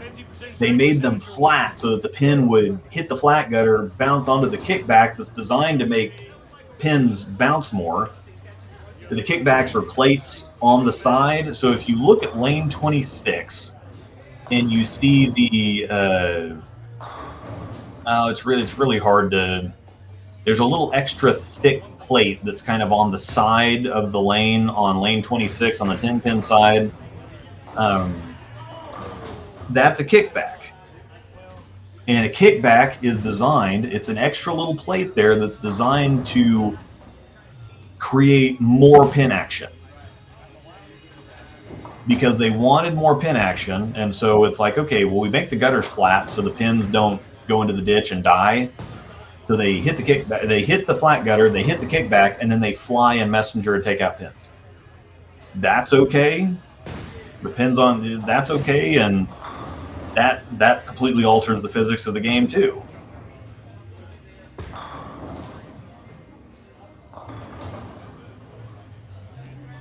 Yeah, Brett. You can either get to me on, again, Discord. Let's see, Discord, Facebook Messenger, or you can just send an email to breakdownpair@gmail.com. I think I'm close enough now. Am I close enough? Am I catching up? No. Catching up? I'm going to put this on the screen.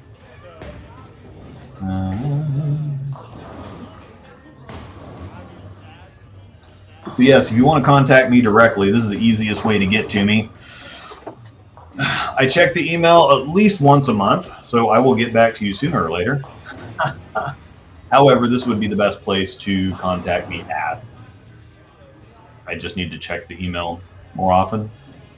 I'll leave that out there for a minute. Back to the chat.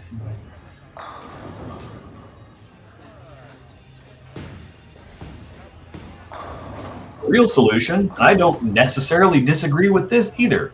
Develop a machine with lower maintenance and twice the durability to allow free fall. Integrity matters. The string craft is pathetic. Yeah, if you don't like the way that, even saying, okay, so fine, the strings don't knock pins down anymore, I still don't like the way that they react. I don't like this at all. They're different. The physics are different. I don't want pins on strings. That's too far for me. Perfectly reasonable, fine. Don't need any more explanation than that. And they have designed machines. The machines that they have suck. GSX machines and the new GSX machines just are stupid. You want to talk about stupid? There's a bunch of plastic parts. The pin holders move around all over the place. They're still dangerous to work on because of the mechanics of how everything works. If they should be able to find something a whole lot simpler than what they actually have now, but they haven't. String pin, and it would be a challenge to make a machine simpler than, it would be a significant challenge to make a machine simpler to run and operate than a string pin machine. This is also a point. I think inconsistent racks is a bigger issue than potential string carry, which, if we're honest, here seems pretty non-existent on certified machines. Yes, this is the thing. I don't mind like Doc's arguments as long as they're informed, and he is not really wrong with anything that he's saying. So as long as you have an informed, experienced opinion and are arguing using facts and logic, that's fine. People that know all the facts are still going to have debates on whether they should be allowed or shouldn't be allowed. Because again, this has nothing to do with the integrity of the game. If that was the consideration, these would never have been approved. It's all about money. And just that fact will make a lot of people say, you know, just because of, yeah, that's another one where a string would have hit that 7-pin down on 25. And a flat 10 on 23. So yeah, you can see, and the problem is now is that people, when they're arguing or having debates, if you so much as concede a point, if you're on one side, somebody else is on the other side, and they make a good point, you say, okay, that's fair. Then they say, see, I gotcha. It's like, no, you didn't necessarily get me. You made a good point that I am conceding to you, but just because you have one point, is it more important than a counterpoint? Or, just because you have one point doesn't mean that the argument is won. People they just don't know how to debate anymore, because it's just all gotcha stuff. They try to trick people into winning a point, and then they try to gotcha. That's not the way it should work. Yes, and there are, especially with GSX machines, you want to talk about changing the physics of pin carry. You get some off-spot pins, and that will absolutely wreck the physics and the mechanics so much more than string pins. String pins are accurate 100% of the time. They're just accurately spotted 100% of the time. And I would have to think that makes up for, now it definitely doesn't make up for perfectly spotted pins, perfectly spotted freefall pins, definitely not. But most centers don't put the maintenance in, especially if they have GSXs. I used to complain about this a whole lot more before I talked to a mechanic that we had GSXs, or they have GSXs at one center in Topeka here. And he's like, you know what, man? Because I would complain about it. I'm like, these pins are, how are you supposed to strike on this? This is stupid. Like, pins being off spot is literally, like, there's no way around it. There's nothing you can do. And he's like, you know what? He's like, I'll take you down here and show you. And he showed me exactly how the pin spots work on the GSX machines. It's like you have the pin holders that are kind of attached to a bar that runs crosswise. If I'm remembering this correctly, if you're in the chat and I'm explaining this wrong, just please let me know. This is the way that I remember it, though. Is you have the pin holder that goes on this bar that runs crosswise for the back row, next row, whatever else. And then you have a couple little screws, and if you you loosen the screws a little bit, you can slide the pin on the bar a little bit, so you can move it. There's a little bit of flexibility to just undo a couple screws and move the pin however kind of you need to move it. And there might have been some flexibility forwards and backwards too. I can't remember that, but I remember a bar and you can at least move them side to side really easily. But he's like, some of these, they just get loose. They just rattle around, the screws get loose, and the pin holders move. He's like, I could spend hours a day going through here. He's like, we can employ somebody full-time to check pin spots and adjust pin spots on these GSX machines, and there would still be some out every single night. Because GSX machines are just plastic dog shit. So if you want to talk about the string pin crap, but again, so yes, you want to talk about string crap is pathetic. Well, GSX machines are pathetic, but you're also admitting that at the same time. He said the real solution is develop a machine with lower maintenance and twice the durability. So he's conceding points while making his own points. He's saying, okay, yeah, sure. The machines that we have right now, string pins are definitely cheaper. They're definitely easier to maintain. They're definitely better. The problem is, though, the problem is that we have shitty freefall machines. If we didn't have shitty freefall machines, we wouldn't need to worry about this. So I'm okay with the argument so far.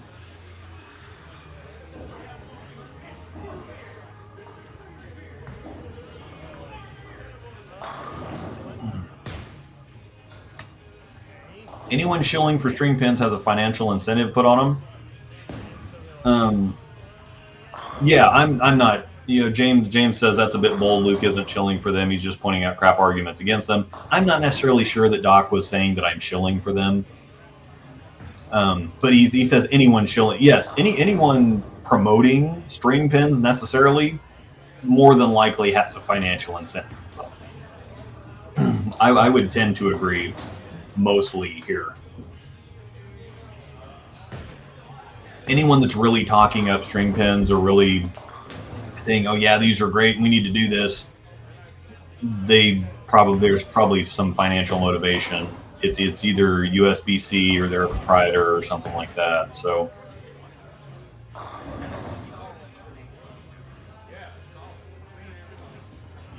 yeah, no. I mean, I made $15 whole on this live stream, so yeah. So I'm making minimum wage on this live stream so far for just showing string pins. So yeah.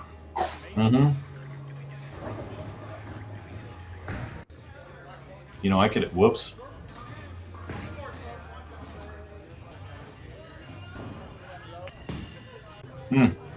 Okay. Well, I guess that's the end of that. I'll scroll back a little bit and then we'll finish up here. Camera got off. Huh.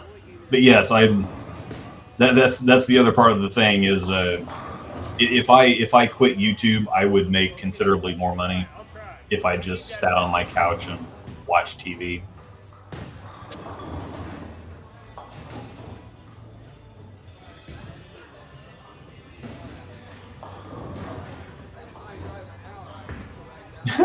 Okay, now we're getting off the rails. Pressure's been put on him because he's an owner of fear the trajectory of where bowling is going is clouding his opinion. No. He runs a pro shop. No. I managed a pro shop, but I left the pro shop in 2017. I haven't been anywhere near a pro shop or a bowling center operator. I haven't been in the bowling industry for a while now, so this is not an excuse. So let me dive into this here. String pins helps us keep bowling centers open. Okay. Freefall machines are considerably more expensive than string pin machines, number one. So especially on installs. If somebody already has freefall machines, string pins are still significantly cheaper than, because number one, especially for A2s, GSXs are fine as far as that goes, but for A2s, parts are getting impossible to find. Also, you can't really find A2 mechanics anymore because they're all have quit, moved on, retired, whatever else. So you just don't really have A2 mechanics anymore. GSX mechanics, if they can work on that stuff, they can make 3 or 4 times as much doing mechanic stuff in another industry field, whatever else. String pin, there are several centers that have closed that if they would have had string pins, they would have not had to close, because the expense of the pins, of the maintenance, of employing a good mechanic or a mechanic period that even knows what they're doing well enough to just keep things operational.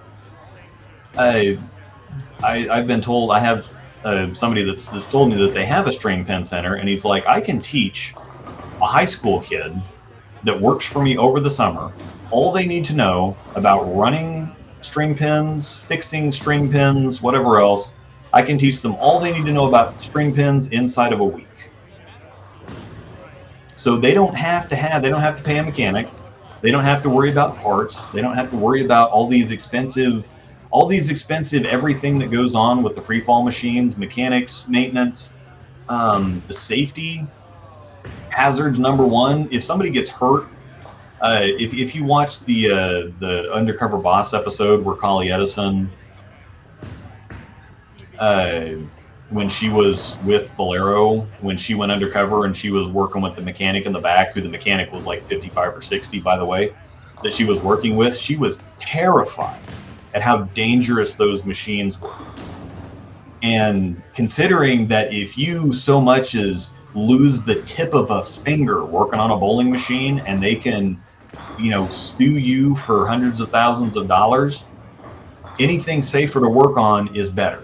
Anything where you can employ somebody at $10 an hour to fix your string pin machines, anything that takes very little to no maintenance, and you have to, somebody said, well, yeah, you got to untangle strings all the time. It's like, okay, that's rough. Freefall machines are significantly more expensive. Freefall mechanics are significantly more expensive, and in very, very, they're very, very difficult to find. And I've been told before, there's A2s at the center that we bowl at on League for Thursday nights, and he's the mechanic, the head mechanic is like 50 to 55-ish.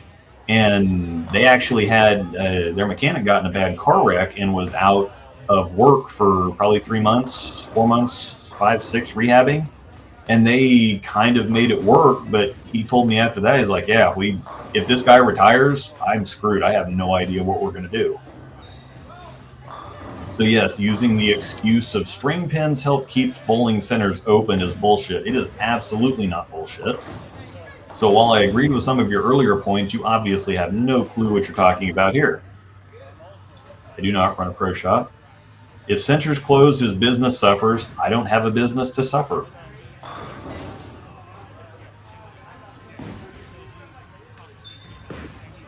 So when a big corporation buys half the houses in the country and holds everyone hostage, yes, I say, how am I compromised?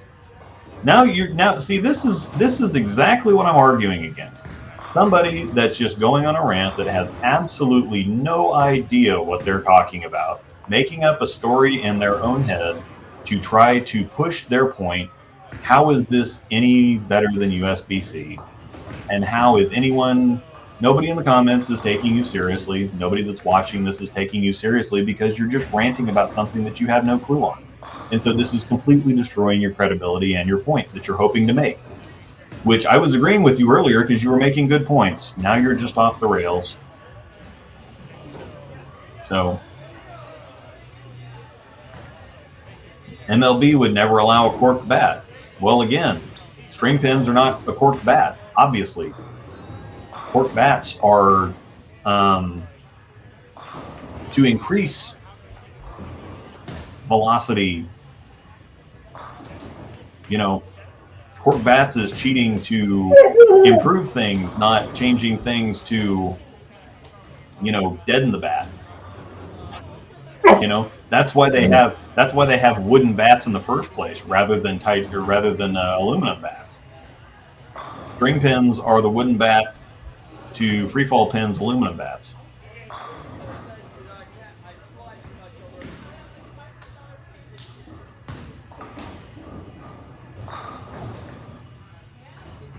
Honestly, with all the bad racks I've seen this season on A2s, I say bring on the strings. Sure, I'm not necessarily in favor of string pins. I would prefer to bowl on free fall. I would say the difference is here. If I had to bowl on these, I would be okay. Again, it may be kind of comical. I think you can tell that Casey's bowling on them. He's not necessarily enjoying it, but he's like, whatever. This is fine for this. I wouldn't want to bowl a professional tournament on them. I wouldn't want to bowl. And maybe, I don't know.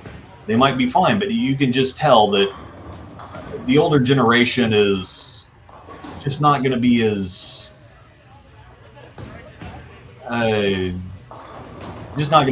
interested, and that's fine.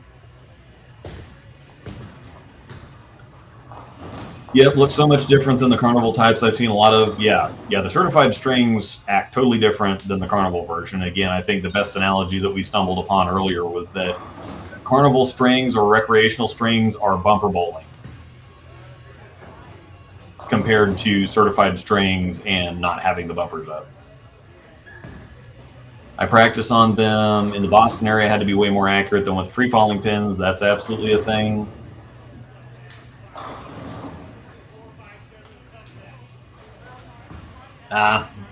My guy in here. So no more off-spot spare attempts. No. So if the pin, yes. So that's the other thing.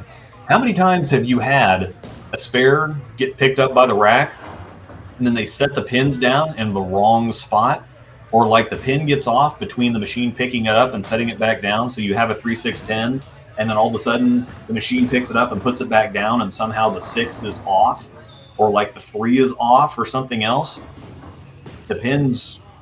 If the pins are not pushed off spot, they go back exactly in the same place they got picked up in.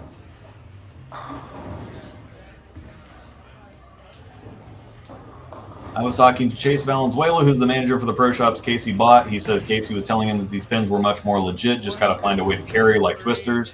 That's going to be the trick, because twisters are both significantly easier and harder to carry on than wood pins. If you don't know how to carry on twisters, you're going to hate them. If you know how to carry on twisters, you're going to love them. And the string pins, these probably telling him that these pins were much more legit than the uncertified pins, which I think would be obvious. I'm not sure that he's saying that they're much more legit than free fall pins. He might have been, but I would say that these pins are these strings are much more legit than the uncertified strings, I think is probably what we're getting at. Just got to find a way to carry like twisters. Yeah, you're just going to have to figure out how to get the string pins down. Without the string, that messenger shouldn't have happened. What are you watching, man? I don't know what you're talking about. Without the string, that messenger wouldn't have happened. This is pathetic. I don't even know what you're watching. You should. A lot of shills in this chat. No, I think it's just you're wrong and you're mad and you're bitter. And I don't usually go after people like this, but this is exactly what I'm talking about. This is exactly what I'm talking about. There's a lot of you're just bitter and mad, and you're not making any points. You're seeing something completely different than what everybody else is saying. I was saying that everybody that's watching this, your opinion is the one that's the most clouded. Your vision is the most clouded because I don't have any clue what you're even looking at. All right.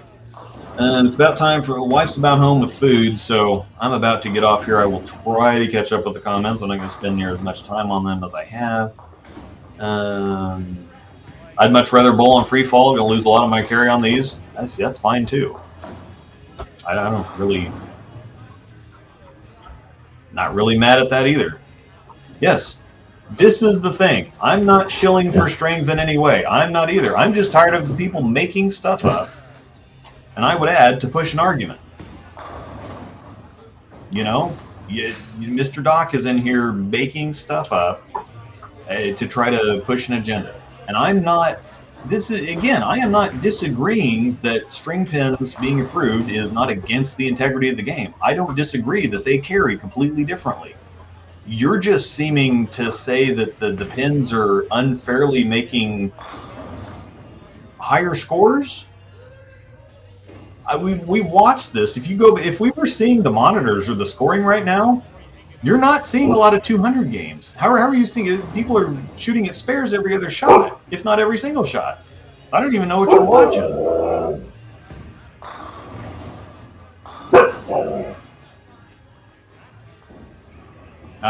This is a good point. I like this. I would say pins falling back down to reset on the lane next to me would be more of a distraction, something I would not like. This would absolutely drive me insane. That's a really good point. Thank you, sir. Yeah, he doesn't like them either. This would be something that would drive me insane. I would probably get used to it, but even just at Nationals this year, there was the deck lights. The sweep would go up and then come back down and bounce, and the deck light was glaring on the deck light was reflecting off of the lane at the tracer boards on other lanes, and it was like it was like somebody was standing there with a flashlight turning it on and off, and it was just driving me insane. And so if that was then absolutely, yeah, every single time the pins come down, if they just kind of all crash on the deck and then pick stuff back up, yeah, I could see where that would be very distracting.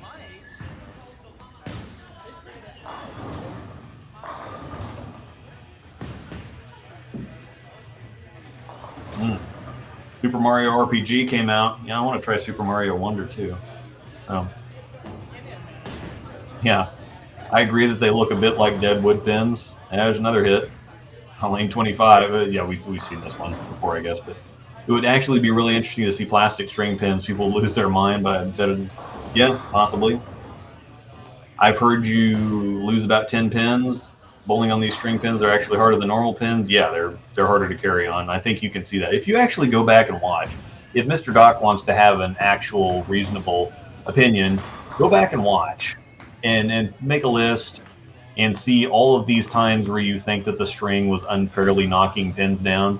I'm imagining that you're old enough to where you've actually done scores by hand before too. So I would go back through this and do scores by hand for everyone and see what the actual scores are. I'm betting that there's a lot of 180s to 210s. I'm not really seeing anybody shooting 230 or 240 on these. So if you're comparing it to cork bats and saying that strings are aiding all these hits, find me the numbers, because Casey averages 230 plus. Casey averages 230 or 240. I guarantee you he's not averaging 230 today. Catching up, catching up. The visual feedback on strings is weak and not rewarding. I think that's my #1 issue watching these strings. That's a fair point too. It does. They look like dead pins. It looks like you have to be super accurate, and you just don't get the same impact at the pins that you get with freefall pins. They just kind of look like dead and blah. And so I can understand this completely.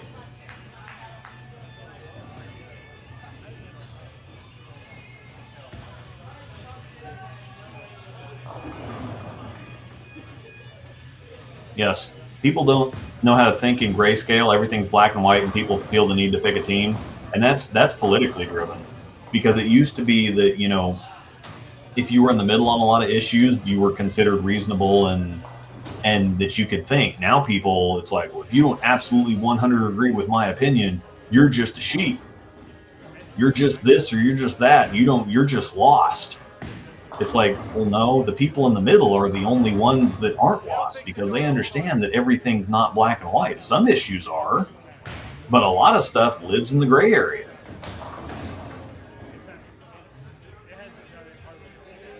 Oh, sweet, Doc left, it looked like, or at least stopped commenting. Yep, can confirm GSX is not properly maintained or trash. Way more pocket 710s, Lily's 810s, and 910s, and more than I ever imagined. Yeah. GSXs that get off spot, so much worse than this. So much worse. And here's the point. Why hasn't anybody in all the years of bowling not engineered a magical pin setter that never breaks down, perfectly sets pins, is cheap to maintain? You'd think that they would... To think that GSXs are the best thing, they're the next generation now that they have of GSXs, the best thing they can come up with, really sad. Really sad. Sick of you talking about string pins, nobody wants to bowl on them, I'm not bowling on them, period. That's fine. People are interested and they want to see it because this is what's coming. So I'm trying to rationally debate them back and forth. There's something weird that just happened on 25. I'm talking about string pins a lot right now because it's really polarizing, and USBC is probably lying and manipulating information, just like everybody else that's opposed to string pins are lying and manipulating information to serve their point. So I don't get the point. I'm in the middle. I'm trying to rationally, because these are coming. Sorry. I mean, because it's a topic to be talking about. Everybody's talking about string pins right now. Everybody. There's plenty of people that want to know the actual truth so that they can decide for themselves what's going on. They don't want to hear a slant from people who do have, I mean, Doc, again, I can go back to Doc, plenty of things I disagree with, but I can agree that it's 100% money motivated. It's definitely money motivated. That's the only reason that we have the string pins. Now, he didn't know the facts about they're significantly cheaper to run. I mean, money is definitely the key factor in approving string pins. I don't disagree with that at all. There's nothing about the integrity of the game that was involved in this decision here. So I can admit that. I'm not for string pins. I'm just trying to get accurate information out there. I'm not trying to tell anybody what to think. Have I given an actual opinion through these whole 2 hours that I've been rambling? Have I given an actual opinion or said this, that, one way or the other? I have said, no, this is a good point against them. This is a good point for them. I've just debated the points and the facts being made on both sides. I haven't said an opinion one way or the other outside of saying that I would prefer free fall. but I've given some of my own opinions about I like this idea. I like this idea. I don't like this idea. Whatever else. I'm just, whoops. All right, go back here again. I am just debating the pros and cons. This is something that's approved. According to USBC, the governing body of our sport, they have said that these are okay, so these will be in play. They are a factor. So whether or not you want to talk about them doesn't really matter. Rip Bozo, did somebody kick him out?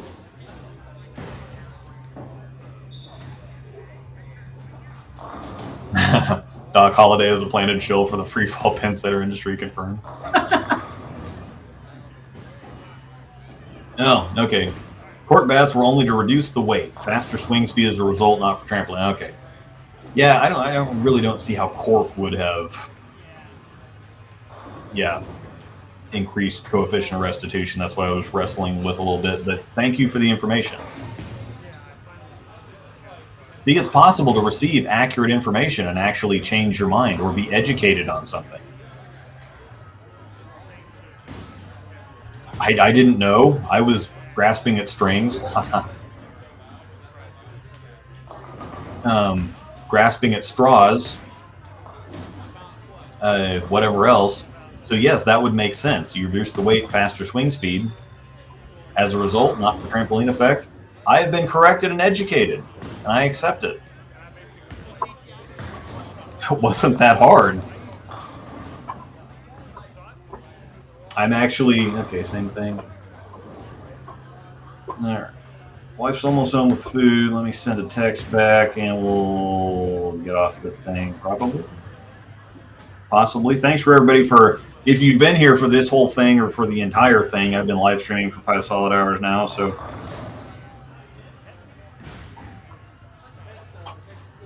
All right. So yeah, that's an interesting.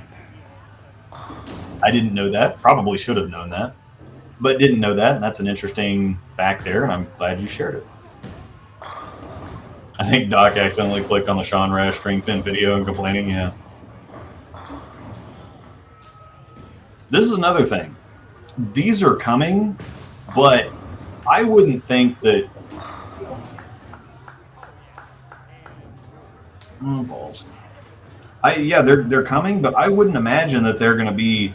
I think a lot of these places are going to drag their. The place where we bowl at now, unless they absolutely run out of A2 parts or their mechanic retires or whatever, and even then, I think they would try to put in something else. String pins for where we bowl at would be a last-ditch effort, last resort. We probably won't have. I'm sure that we'll have a string. One of the centers here in town, I'm sure will go to string pins in the next couple of years, but we don't bowl here in town anyway, for a myriad of reasons. So I'm sure that they'll. Thank you, Buck. So I'm sure that we'll have string pins at one of the centers here in town, if not both, if it's possible. They said that some centers they won't be able to put them in because of the dimensions or something. Maybe I don't know. I would have to look into that. I'd have to get a little bit more information on that.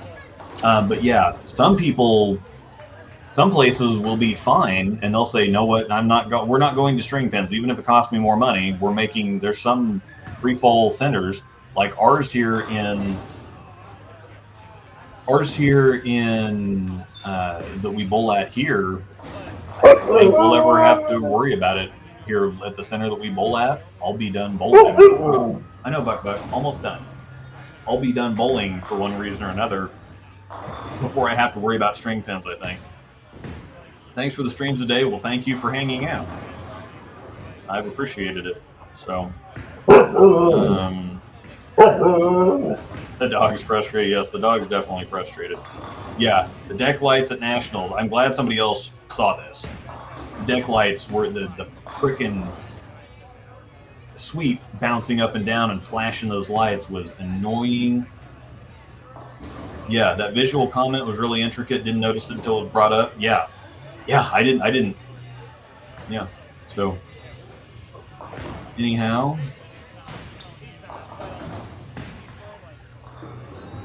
lots of self snitching in the chat. Love to see it. Yeah.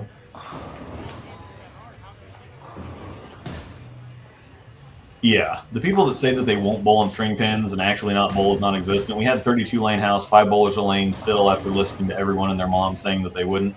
Yes, this is what's going to happen because I have been on a local association board for long enough that I have heard it all. If lineage goes up another quarter, we're done. If the drinks at the bar go up in price anymore, we're done. If they don't fix these pin spots, we're done. If they don't fix the approaches, we're done. If they don't do this, we're done. We're never coming back. Yet they show up anyway because bowlers just inherently want to have things to bitch about. And if you give them things like string pins to bitch about, my God, they'll show up in numbers. People just won't quit because everyone was happy after the season and came back. Doc Holliday equals 220 average bowler. That's hilarious. You sure it's not Sean Rash? Yeah, I've also heard this too. A certain center in Kansas City might be going to strings too. Not sure if, when though. It makes sense. It makes so much sense financially from a business point of view. Oh, Jameson, buying another beverage for the goat of all time. YouTube Bowl Review World. Many thanks for the content. Thank you again. Really, really appreciate it, as always, and everything else that you do for me, including sitting on the streams for 5 hours a day to add things into the chat and managing my Discord server because I have no idea what I'd be doing.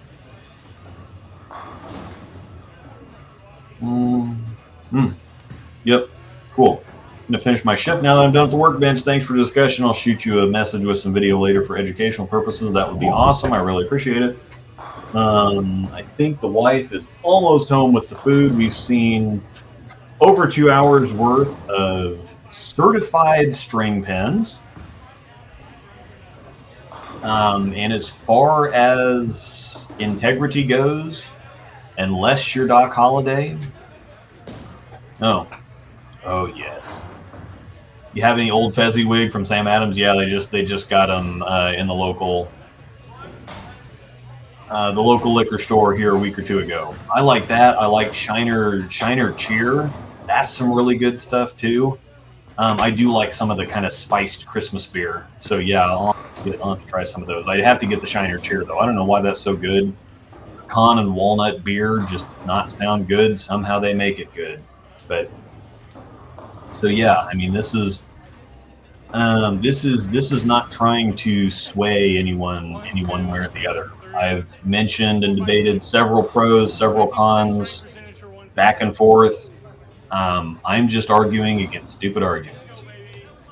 If you want to have points, and again, Doc made several good points before he just shit the bed and exposed himself. He made several really good, accurate, completely reasonable points. So, integrity. Oh yeah, I was gonna send you a case. You can still send me a case, but no, it's okay. We have them in stock locally here. So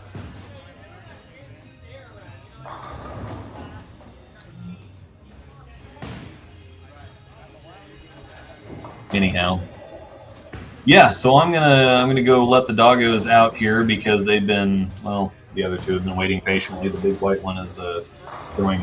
You're pouting right now. I know you're pouting, but they haven't been out in several hours, so they need to go out. So I'll let doggos out again. Casey Murphy channel or at Casey Murphy Bowls. Yeah, nice dance. If you haven't, look up IHOP Pancake Girl.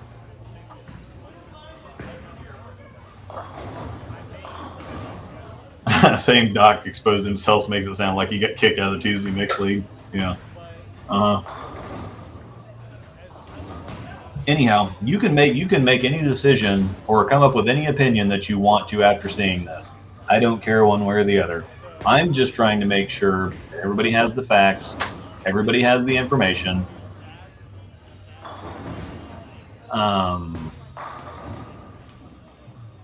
Yeah, it was a very poor reference. Very poor imitation. But now that you have the information, it's just when you sound like a ranting idiot. Yeah, that's what I was talking about. Yeah, Casey Murphy's channel. So if you want to watch these back or watch the other one that he had another one that was about an hour long, on a different pair, I think, too, possibly. But he has a couple of them. So if you want to go back and watch them, if you want to critique them a little bit more, if you want to just put them on and actually like go back, rewind stuff that didn't look quite right, really get nitpicky, do it. Just go. They're on Casey's channel and they're under the live tab. So they're not under videos. So you'll have to go to his main YouTube channel again, which is Casey Murphy or at Casey Murphy Bowls. And you can watch these as many times as you want, cut them up as much as you want, rewind, nitpick, whatever else. I just wish people would argue the facts and from an educated, non-ignorant position. That sound is the garage door going up. My food is here. Thanks everybody for hanging out. I really appreciate it. I'm sorry I keep talking about string pins, but obviously people are watching. So thanks everybody. We will see you later.